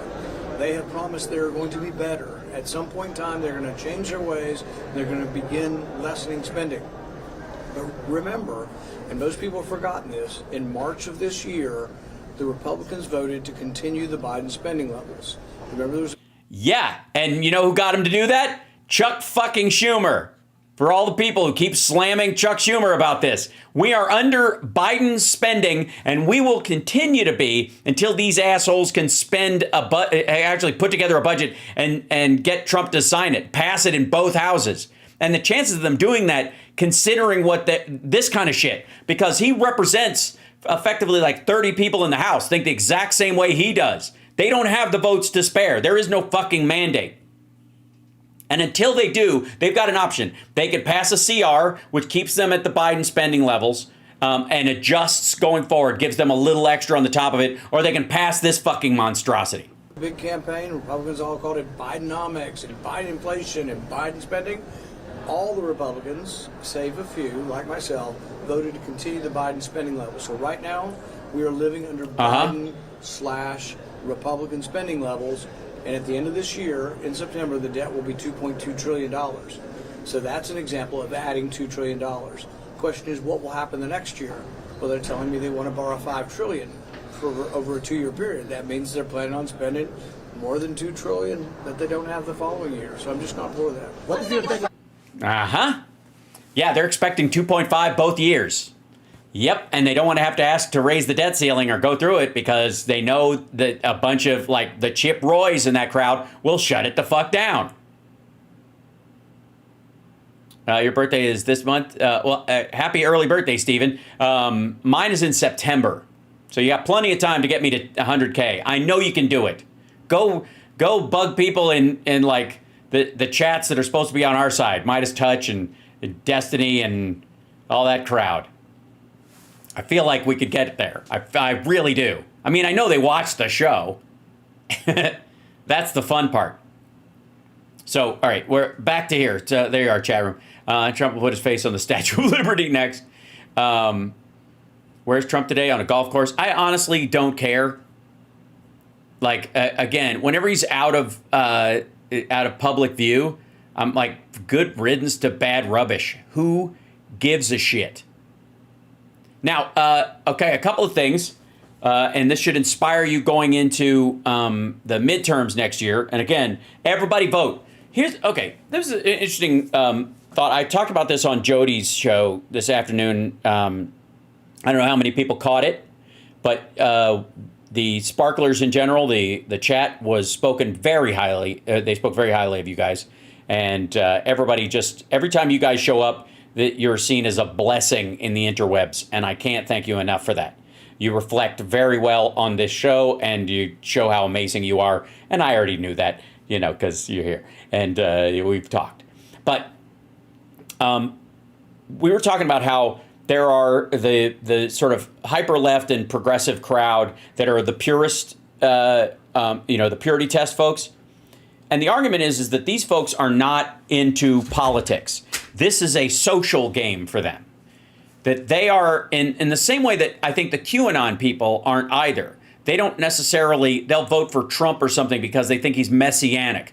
But they don't vote regularly for Republicans or support any kind of long-term conservative agenda in any material way. Like, they'll show up occasionally if they're not driven to do it. The important thing to them is to be in this QAnon bubble, right? And the same thing is true of like the what would be called the far left, the Hamas piker crowd. They're not in the politics of it. They talk about Democrats and they talk about Republicans. Same thing with TYT. TYT is not about politics. They were about a social structure around the concept of these things that has nothing to do with making sure that people get elected, that making sure that actual progress gets made. That's where, TYT and Hamas Abi are very much the reason why, there became this meme about how progressives hate progress. That came from them because what they're doing has nothing to do with the political work. Politics for the sake of getting people elected so that they can do things in the Congress or the Senate or in the presidency or as mayors or governors or whatever. It's about the social aspect of belief systems. And therefore, it is more akin to a religious thing than where you can move from church to church, but if they're basically Christian, as long as it's at your standard, you're an evangelical, that's what matters. You don't really give a shit who the preacher is per se, unless it's it's for entertainment purposes. But you don't care about the actual movement of the church in that regard. You just show up, and it's to compare hats on Sunday, right? So there is a difference. There's a very important difference between people who try to get Democrats elected so that these programs that we all care about that can help people get expanded and grow further and are more resilient and all that kind of stuff. That's politics. And I'm in it for the politics, just for the record. I am socially more flexible with human beings in my life and around me. And I don't, there are certain material differences between people that I'm sure, I have a hard line on. If you collect Nazi memorabilia, right out or whatever. But in general, you don't have to vote with me every time for me to converse with you or be in I won't shun you from the group like it's like we're all in M. Night Shyamalan's The Village, right? But because ultimately I'm trying to convince you to vote the way I want. You don't have to believe everything I believe. You don't have to use the language I use. I believe in true diversity, not this mockery of diversity, which is as long as everybody says exactly what I say and says it exactly how I say it, they could be in the group. So so therefore I seek black people or Asian people or white people or Christians or non-Christians or Jews or whatever, but they all have to use the same terms. They have to, as long as they use the jargon, they're in. Well, that doesn't get people elected. That, in some ways, it keeps people from getting elected because it's an in-group jargon. It's meant to be exclusionary. And therefore, it's not about politics. It's not really about it. It has nothing to do with politics. And so when some of those folks show up at the DNC and they're holding their signs about stuff, they're not there for the politics. This is a social gathering for them. They care about the social issue of it. And in that case, they should fuck off, get away from the elected representatives, and go work for a charity that does the thing. D.B. Golding, we're capable of forming our own opinions. That's exactly right. Yes, and I should hope so. But those people, the people who show up with a social movement or an ideological movement, but that isn't driven towards making sure that you make the most progress that you possibly can in electoral politics, are not in it for the electoral politics. And therefore, they should fuck off and go work on the ground in a charity situation. Go fucking clean up a homeless shelter. Go volunteer in a soup kitchen. Go volunteer for a group that, works on getting gun rights, not even that, not even the legislation around, guns or something, but gets people to do something else besides collect guns. You know what I mean? Build that up. Yes, we're all individuals. I'm not. Shh. Hal, why don't you start doing Dem rallies? Well, we kind of do with the sexy liberal thing. In many ways, was that. That's what it was for. And so with John and those and Frangela and others, I want to do the We Told You show stand-up thing and turn those into rally-like things. But that's the point, is that I care about the elected politics of this, because that's how I believe the best change is enacted. But there's an on-the-ground version of this as well. There are the people who fight for legislation that improves your access to solar panels and wind and all these other things. And then there are other people who work in that industry to, literally study the topic and work in it all the time. And then there are people in the middle who sell it and, I don't know, work in advertising or just promote it. Just promote green energy. There's nothing that will stop you from doing that ever. That doesn't have to be in the political realm of who gets elected and who doesn't. It's just about convincing people, right? You could be in the convincing arena, which is, I think, where most activists' value is, right? That's where you actually have value. Where an activist actually has value is in convincing people, if they indeed can, right? If you can convince them. Most people, and again, the slacktivists I'm talking about are the people who aren't interested in changing minds. They're beating their chest to show that they are part of this in-group. And there's nothing wrong with being part of that in-group, but don't pretend you're in it for the politics. You don't really care about voting. You don't really care about, making sure that a bill goes further, right? So that's just, I'm just throwing that out there. Are they voting for Dems? Then I don't care. No, I would say the ones who aren't, right?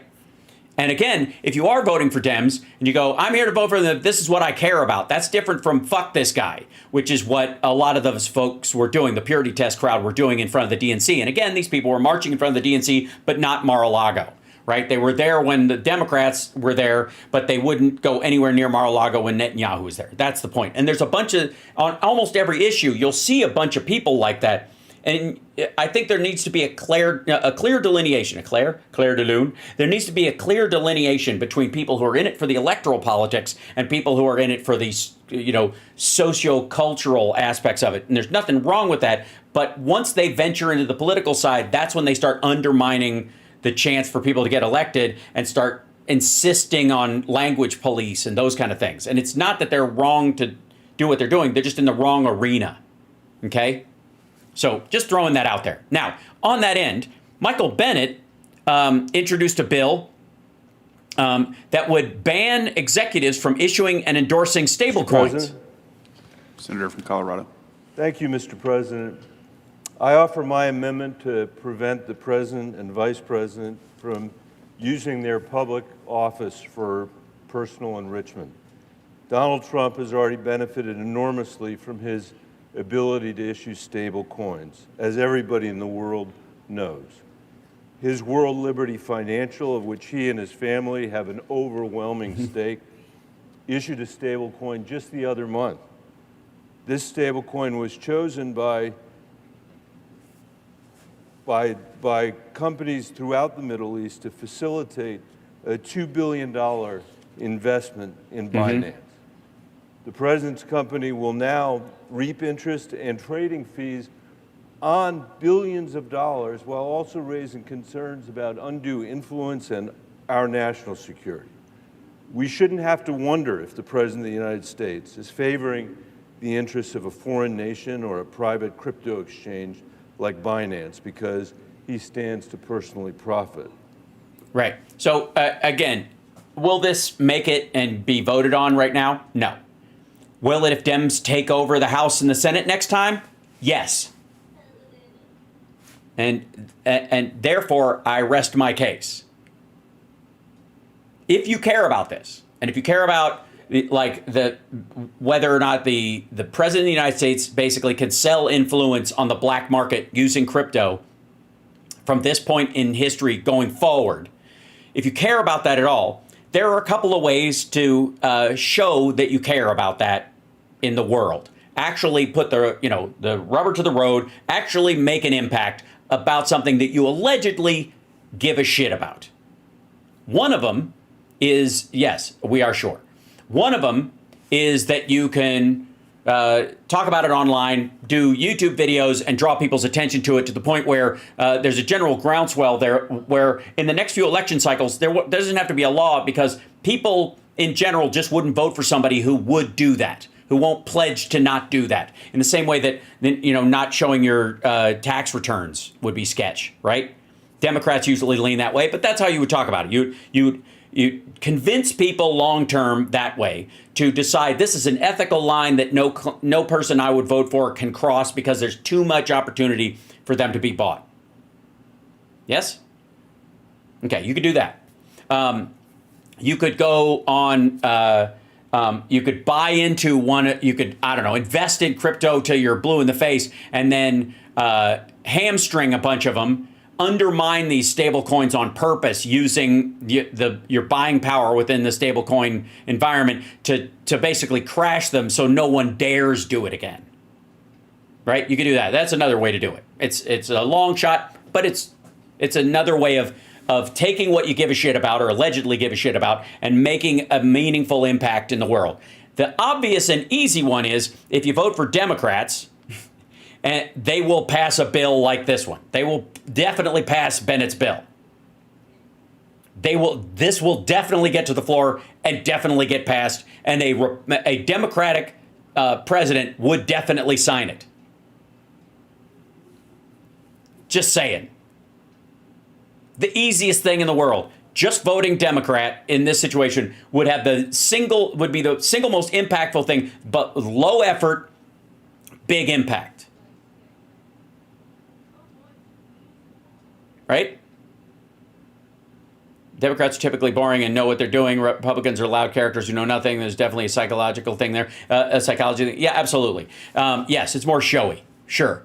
Was this Marianne? Thank you for the super chat. And Pieface, thanks for the gift. And then, hey, everybody, go follow Eileen Laubacher, the Dem going up against Boebert. Hell help. Oh, yes. Okay. Eileen Laubacher. Yeah, let me grab her because she has, I think she's on Blue Sky. Yeah, she's running against Lauren Boebert. Let's see, I'll go into here. Yeah. I'm going to bring this up. Give me 1 second. There we go. Yeah, Rear Admiral Eileen Laubacher. She's a retired Rear Admiral and Democrat running against Lauren Boebert. She needs to get 5,000 followers. So let's do this. Everybody, if you could, she's Eileen for Colorado on Blue Sky. Okay. And so we're going to go over to here and follow her. There you go. It's that easy. And then get out of here. That's Eileen Laubacher for Congress. And it's Eileen for either Congress or Colorado. I think Colorado would be my guess. But it works both ways. Yeah. So this is so running for U.S. Congress in CO4 to beat Lauren Boebert. She's a retired U.S. Navy admiral. I think she's got a very strong chance. She's a mother of 5. And this is her, she's on Act Blue. If you do Act Blue, these are her youngins. Look at these. Man, she cranked those out quick. They're now full-fledged adults. I see. These are her little ones when they were little. And this is who's running, yeah. Andy Biggs. Ugh, God. So, Democrat, P.S. Love this fan art. Oh, because they used her colors from her ad and made her like a Y-wing fighter, sort of knockoff Star Wars or whatever. Anyways, so there you go. So yeah, followed her. Maybe get somebody on. I'm just saying. I mean, I might be a little saucy for these elected folks. I'm just saying. Okay, now we've done some serious work today. I feel good about it. Now we've got to get into some stupid shit. I apologize, but it's going to be some stupid shit.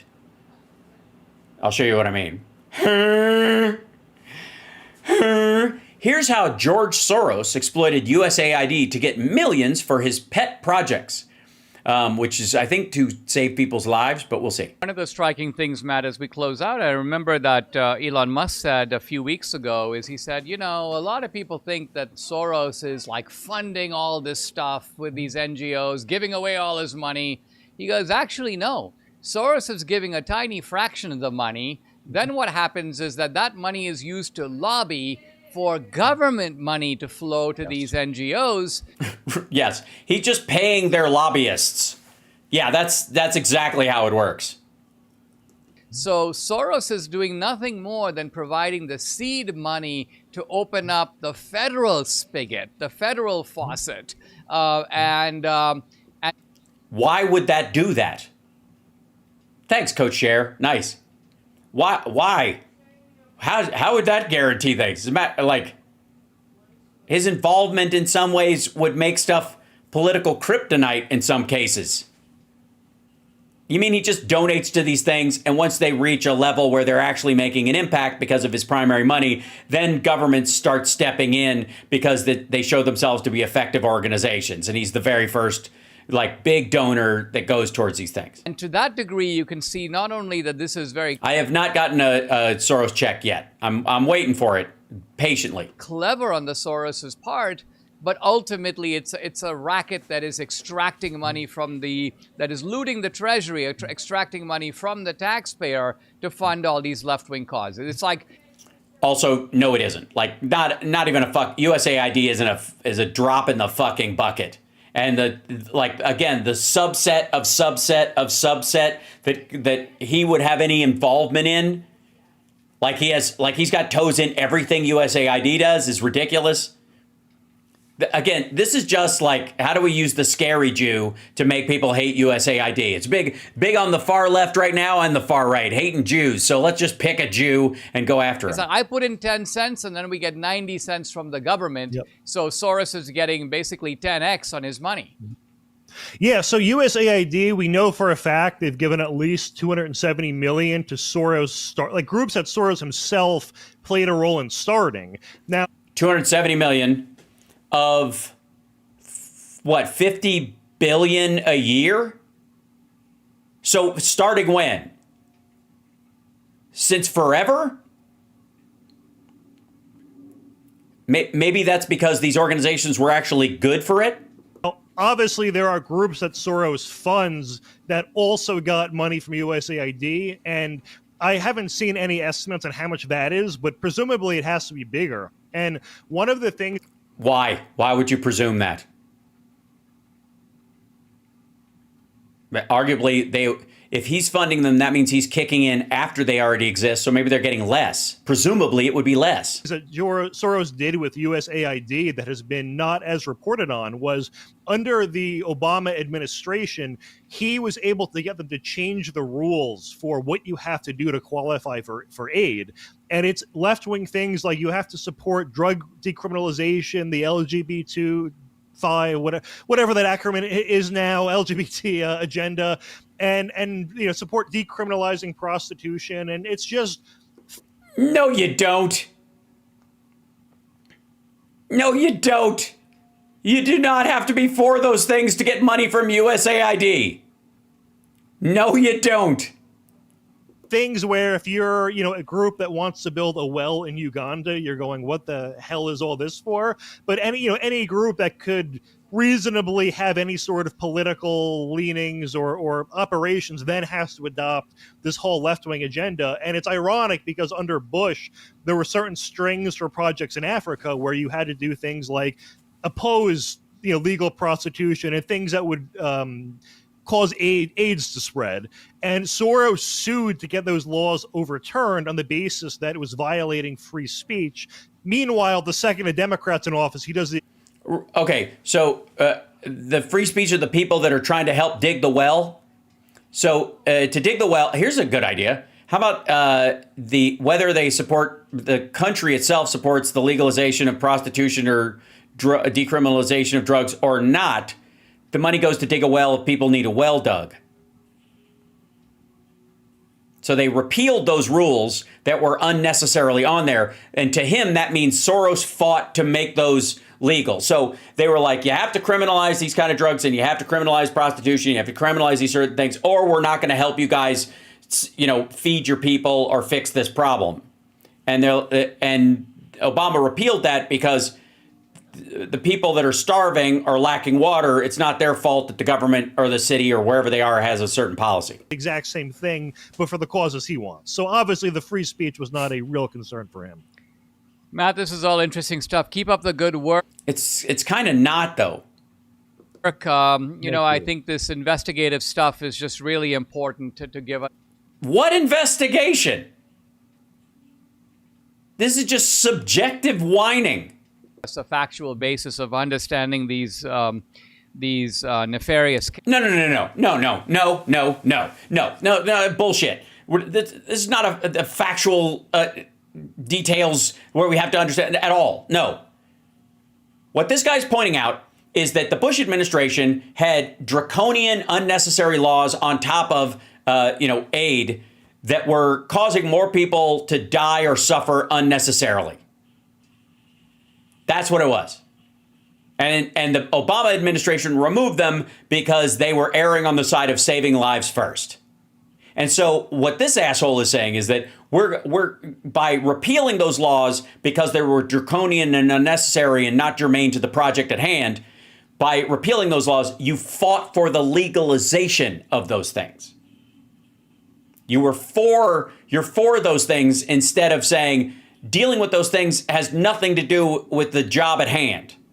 And by forcing that decision onto a country or whatever, you're restricting the aid that's available and the amount of like how you would police it, how you would make it happen. I don't know, from an international standpoint, what are we going to send inspectors over there at any given time? Like, oh, you said you were going to get rid of this and now it's still here. And even though you criminalized it. And then again, how about this? How about like you insist on criminalizing drugs to get this aid. And then you got, people like Duterte like fucking killing people based on that standard. That like we got to come down hard on drug trafficking or we're going to lose $40 billion in aid that we get. And they start murdering people who are even suspected of doing drugs or dealing drugs. That would be a problem for most Americans, especially when you're giving them aid work for food, and you're giving them aid money for food and for digging wells.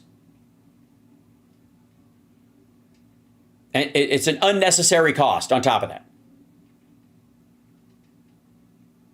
So this is garbage. Character is the book, The Air Inside the Not-So-Secret Network of Alex Soros. Guys, I've been talking to the author, Matt Palumbo. Matt, thank you. Really? That's the title? Why don't you just call it like Dark Soros and move on? Whatever. Anyways, I thought these guys were master manipulators of the media. That said, if I may, there was one other thing. Oh, yes. Here we go.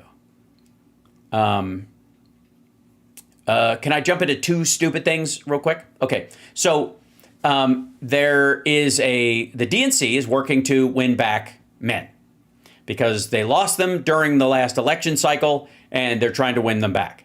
And part of that goes, part and parcel with that, the concept of things like toxic masculinity being used as an arbitrary, all-encompassing thing about masculinity, as if there's no other kind, while giving no ground to masculinity or the value of masculinity or male humanity beyond their kind of physical utility that nobody talks about, right? And that's how you lost them. And they were basically like, why would I vote for a group that tells me increasingly that I am of no use and the only use I have is harm? Okay. And I've told you guys a bunch of times when we've had Tara on that the kind of throwing around of white and male as pejoratives are a mistake. They're wrong. They're wrong for any color. They're wrong for the gendered and non-gendered. So, and why wouldn't they be? Why would it ever be okay? Well, all it does, and quite frankly, all it ever did, haven't heard of tonic masculinity in a while? Well, that's what I do, Cosmos Domain. Tonic masculinity, that's what I'm here for. The good stuff about being a man. And so I have two white brothers that are good people. Well, good. I think that's fantastic. My dad is an old white guy, and my son is a young white man, and I'm white, and I'm straight, and all these things that I keep hearing as a pejorative. I don't think I have anything to be ashamed of in my impact on this time on Earth in terms of these issues, right? So when people throw that around as if, my immutable characteristics are somehow non-existent, that has an impact on me. It does. Feels gross. It feels derogatory. It feels hurtful on purpose. It doesn't land with me because I have an enormous ego. But like after you hear it again and again and again and again and again, there's a kind of a what gives that happens in your head, right? But again, this isn't about how I feel about it. It's about who you're going to win over. Almost as bad as being called a feminazi. Yeah, exactly. It's an equivalent or whatever. It's like not going to physically harm you that he called you that, but it certainly it denigrated the women's movement. I would agree. Yes. So fuck that. So my point I have no money. Your show is good. Well, thank you so much. I appreciate it. Share the show and around. Do whatever's free if you can help. That I love that. Thank you. But I as a human being, I as a male, as a man, have some standards of what that means for me. Right? That has meaning. Just like I would hope that your gender, your sexuality has some deep meaning to you. And therefore, I respect it in others in the same way that I respect it in myself. I don't expect you to respect it, but I expect it of myself. I have a responsibility to not cross that line where I will denigrate someone based on immutable characteristics, things that they can't change about themselves. I'm not going to do it. Right?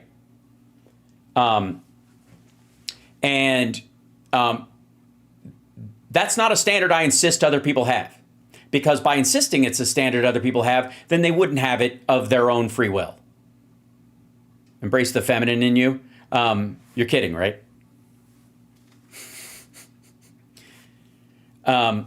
Also, I do not have to embrace the feminine in me, especially in an environment that gainsayingly toxifies the masculinity that is inherent to me. So there you go. So it is crucial that I think we as Dems, if we really believe the diversity, equity, and inclusion idea, privilege is what they really mean. Yeah, again, still derogatory, ridiculous. Everybody who's born in this country is privileged compared to the rest of the world. What you do with it, with that privilege, is what's meaningful. Because there are people who are born with nothing who turn it into something or stay nothing. There are people who are born with every possible thing and then turn it into nothing. It isn't the privilege itself. It's what you do with it that makes your character what it is, right? No one is responsible for the immutable characteristics that they have. No one. You can't brag on them and you can't denigrate them because you have no control over them. Okay? So I won't do that with women, and the Venmo's right behind me. I know I have to find a better place for it. Sorry. So the point I'm trying to make is that I believe, and I'm not going to put this on you guys. You could absorb this however you want. Right on, Candy. He's at Lodge. Moose or Mason? If he is a Mason, tell him I said hello. Feels a bit like cheating. I understand. So this is a standard I have for myself. Okay, I'm not insisting that you have it, but I am saying that if you don't have it, and you're going to spend a good portion of your time, preaching to the choir, or in most cases, I would argue, screaming at the choir. You're not going to win any hearts and minds. Nice, Candy. Well, tell him hello from a fellow brother Mason. So the key to this, though, is as the standard I hold for myself, that it allows me to argue with everybody on an even keel, right? It allows me, we're all, on, as we say in Masonry, on the level. If I raise someone's value or lower someone's value because of inherent characteristics, I might as well just have stuck with a monarchy. White guys have been DEI hires forever. I suppose, right. So like Edison and Einstein and I don't know. You might be right about Bill Nye. It's silly. Again. Oh, hi. Oh, nice. Well, tell him I said hello again from having met him. That's right.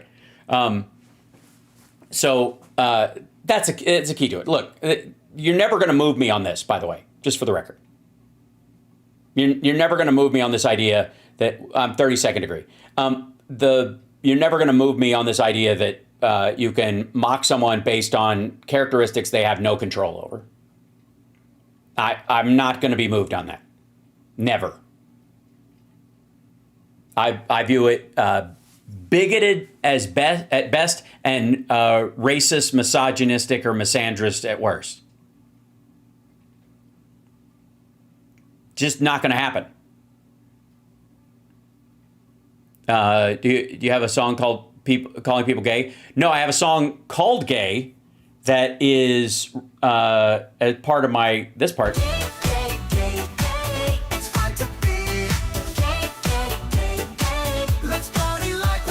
The song actually says it's fun to be gay. But the song is when Trump plays YMCA, that's the song people actually hear. So point being is in all these situations where people are talking as activists or online, you're just digging a hole if you're ever okay with someone being denigrated because of their race, their color, even if you think that person has privilege in that situation. And if you think, and by the way, if you would go to China and then ask about white privilege in China, a country that has more people than the United States by a factor of at least 2, if not 3, right? Is there Asian privilege there? No, because a Japanese person in China would be treated like shit most of the time. Right? So the point is, you're not voting in China. As long as you're voting, I don't care. Yes, don't overgeneralize and try to avoid any bigoted language in general, I would say. Probably best idea, yeah. Stephen Miller is the racist Republican science guy. Well, sure, yeah. Hal's a proud pride guy. That's right. Queen bitch by Bowie. Now that's gay, I suppose. I mean, he was, I guess, technically bi. Is that the idea? Well, I guess, I don't know. Maybe you're right in a mood. Who knows? Doesn't matter. If you enjoy it and you're gay, it's a gay song. If you enjoy it and you're straight, it's a straight song. In that regard, I guess, for whatever song you're listening to, music is about how it moves you, not that it moves you in one direction or another per se. So, Hal's right on one thing. There are also real social issues that result from social conditions. Yeah, no question, but you're not going to further progress on those social conditions by adding to the bigotry, racism, misandry, or misogyny that exists in the world. Those fires never need another log, is what I meant.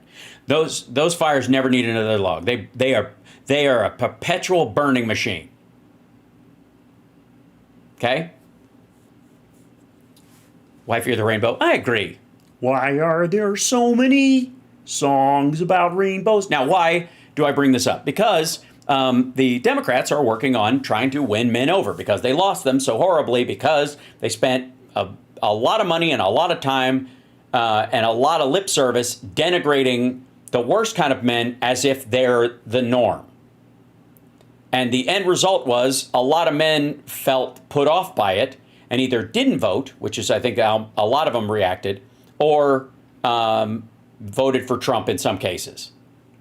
And these might be the people who were like Obama voters who then voted for Trump and then voted for Biden, but then went back to Trump, that kind of stuff, because of how they saw their future, right? Have the kind of day you wish on trans kids. That's a good idea. That's nice. Right. So point being, yeah, it's Stu. So Stu, who is a paragon of masculinity and also part balloon, he goes, this is Stu does democracy or Stu, whatever his fucking show is, Stu does dumplings. Anyways, Democrats have a new plan to appeal to men, and it's pathetic, he says. That's the title of this. The party of science, I don't know if you know that, you got to follow the science. They are gone the science direction. They say they are now going to drop $20 million on what Fox News calls a bizarre American men's strategy in effort to dig out of a 2024 political hole. What does this... Also, that's a Fox News headline, and therefore it will be written as such. That's not actually what Dems are doing. That's what Fox would call it. Mean exactly. Every dumb thing you think it means. Trump made big inroads with the male vote during 2024 election cycle. Fox News voters... Also, by the way, that's in percentages. Also, a lot of the male vote stood down. Also, a lot of women didn't vote for Harris because they won't vote for a woman. that's another thing for another time. Whatever. Anyways.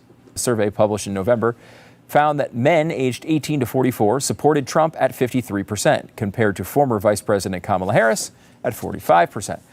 Which is, again, 45% of American voting males supported a woman for president. Progress, ladies and gentlemen. Associated Press found that more than half of male voters under the age of 30 voted for Trump instead of Harris, including roughly 6 in 10 white male voters supporting Trump, about 1/3 of black male voters supporting Trump, and 50% of young Latino male voters. Trump. Right. Look at those numbers again. This isn't about like 6 in 10 whites, obviously, 60% of them, but half, 50% of young Latino males, and 1/3 of black male voters. Again, this is not about just the white man part. Also, by the way, there's a lot of crossover in the Latino community of people who consider themselves white versus brown. There's a lot. There's like sort of a racial caste system in South America, and a lot of the people who eventually make it to the United States who end up becoming citizens and voting are of the whiter caste, as it were, because they have the money to get in and all that stuff. So there you go. Support among young black and Latino male voters jumped by about 20% compared to his 2020 support, said the AP. So that's why you need this program, right? It's also because a woman was running. You could chalk up probably half of that, no matter what, to a woman running in those two groups. You need this program because you're not connecting with male voters if you're on the left. I don't know what could possibly be the reason for that at all. They just seem all so masculine. Think of the masculinity of a Pete Buttigieg for a second, okay? Fuck you, dude. Pete Buttigieg served. What the fuck did you do?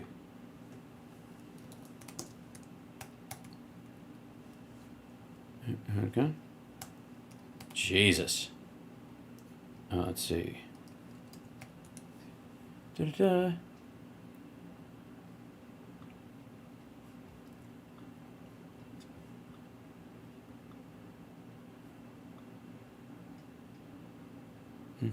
Oops, hold on one second. Open image, a new tab. There we go. Hey, Stu. Fuck off.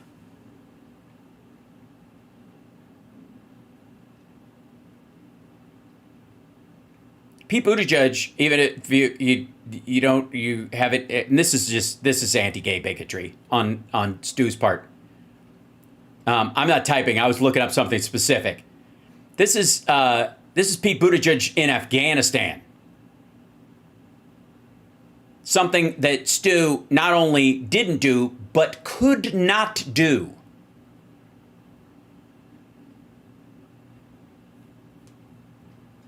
Seriously. Here's a good idea. Stu, have Pete Buttigieg come on and you guys challenge each other to a push-up contest. How about that? Shit, how about just weightlifting? You're bigger than he is. I guarantee he's got a better bench than you do.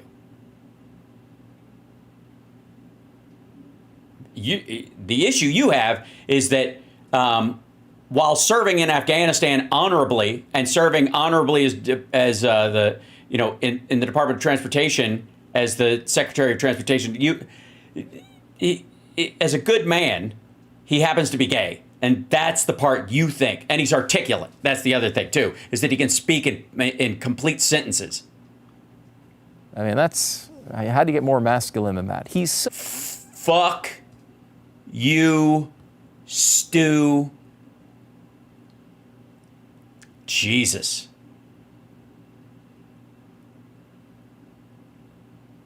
Pathetic. You want to know what's pathetic? That's fucking pathetic. This guy is telling this guy that he's not masculine. So masculine, he likes dudes. He should actually be in charge of this. Whoa. To get more masculine than that. He's so masculine, he likes dudes. He should actually be in charge of this if it's the search for dudes. Jesus Christ. I think that's the worst fucking thing I've ever seen Stu do on these Blaze shows.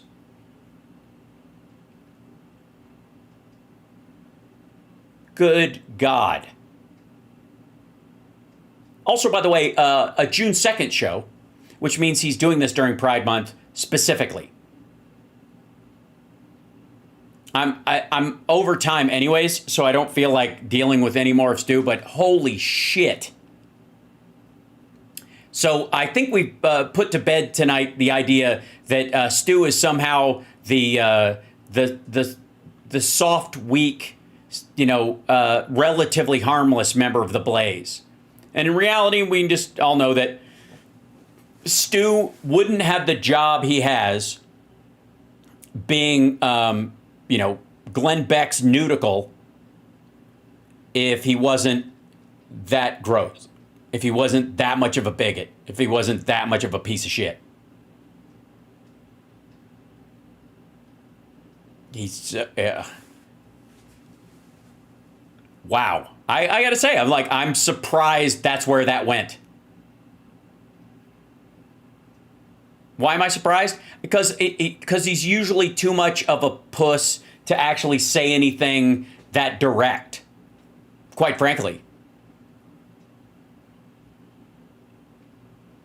Honestly, and again, in all fairness, nobody's fucking watching this. Can I show you the clip? One thing about the clip real quick. The Blaze has 2.1 million subscribers. See that over here, over there? Look at that. This thing. 2.1 million subscribers, ladies and gentlemen. Look at how many views this thing has. 5,757.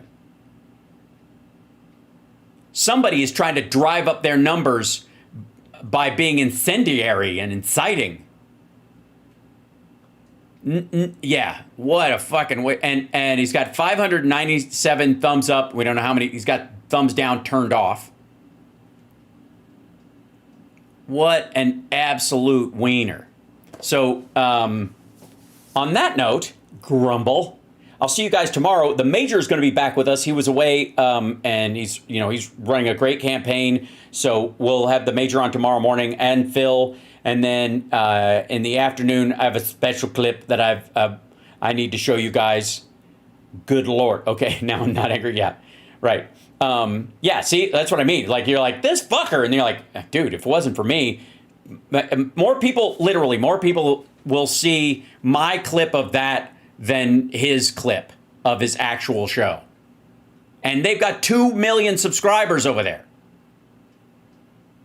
You're welcome. Hi there. That's right. Because my viewers are real.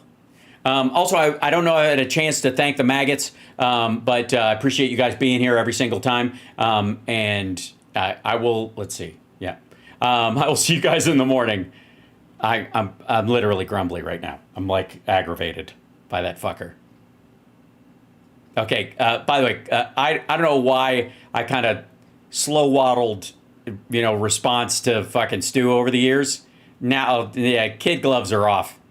Fuck that dude. So gross. You guys I love, however. Thanks so much. Oh my God, we have a huge number of people in here today too. Good Lord. They're taquitos now, are they? That's the cast-offs of tacos? Cool. Yeah, that's right. Homegrown show, real. It's Hal Sparks Megaworldwide, the greatest live stream in the history of live streams. I'm Hal Sparks, and I will see you come the morn. I think I have that. Hey, it worked. I think I have to make the credits start rolling again, fresh.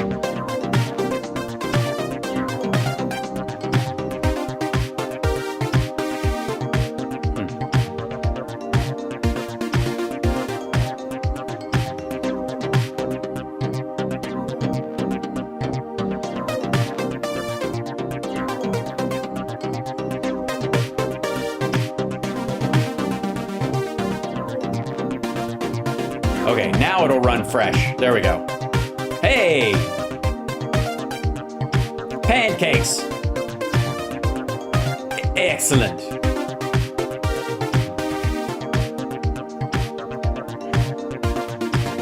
Spaceman? Yeah. It's a spaceman. Oh, yes. It's a spaceman.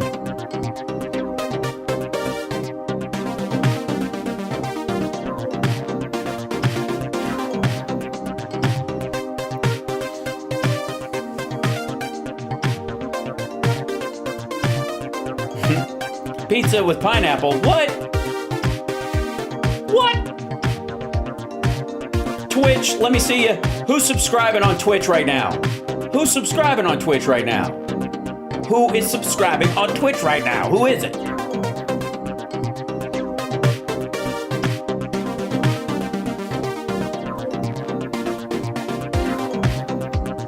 Thank you for the super chats, you guys. Really helps. And yeah, Satan, there you go. And all the people who are sending the Venmos, thank you guys so much. Catherine, thank you so much. Appreciate it.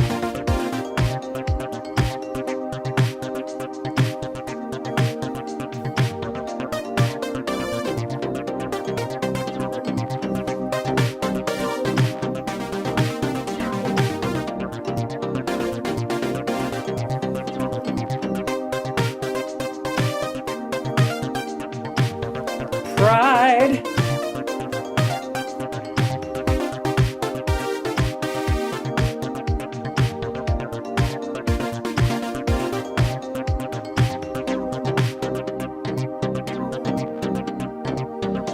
There you go. There's some subscribers. Beautiful, beautiful.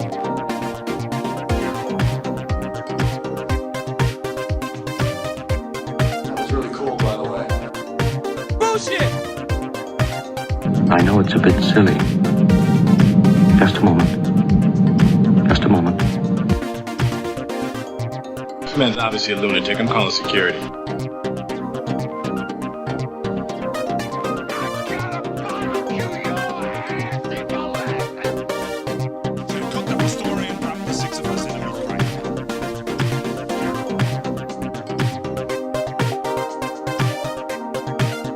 Don't wreck our show, you hoser.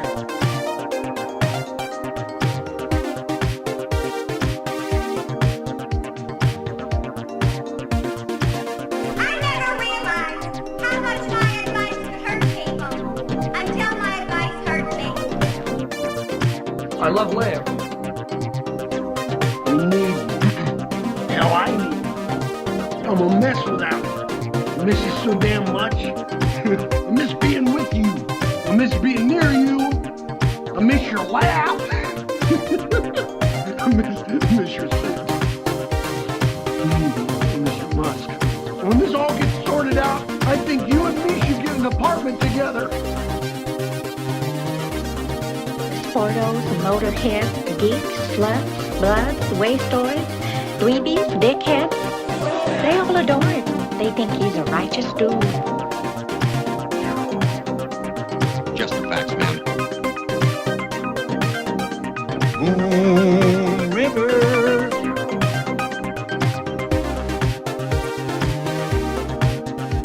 Shut up and never say anything again as long as you live. Lady, I'm afraid I'm going to have to ask you to leave the store.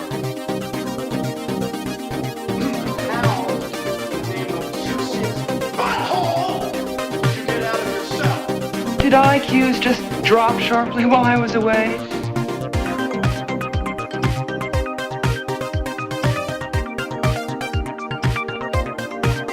Hey, you want to make $14 the hard way? Oh, God, that's all I need. He's a genius, see?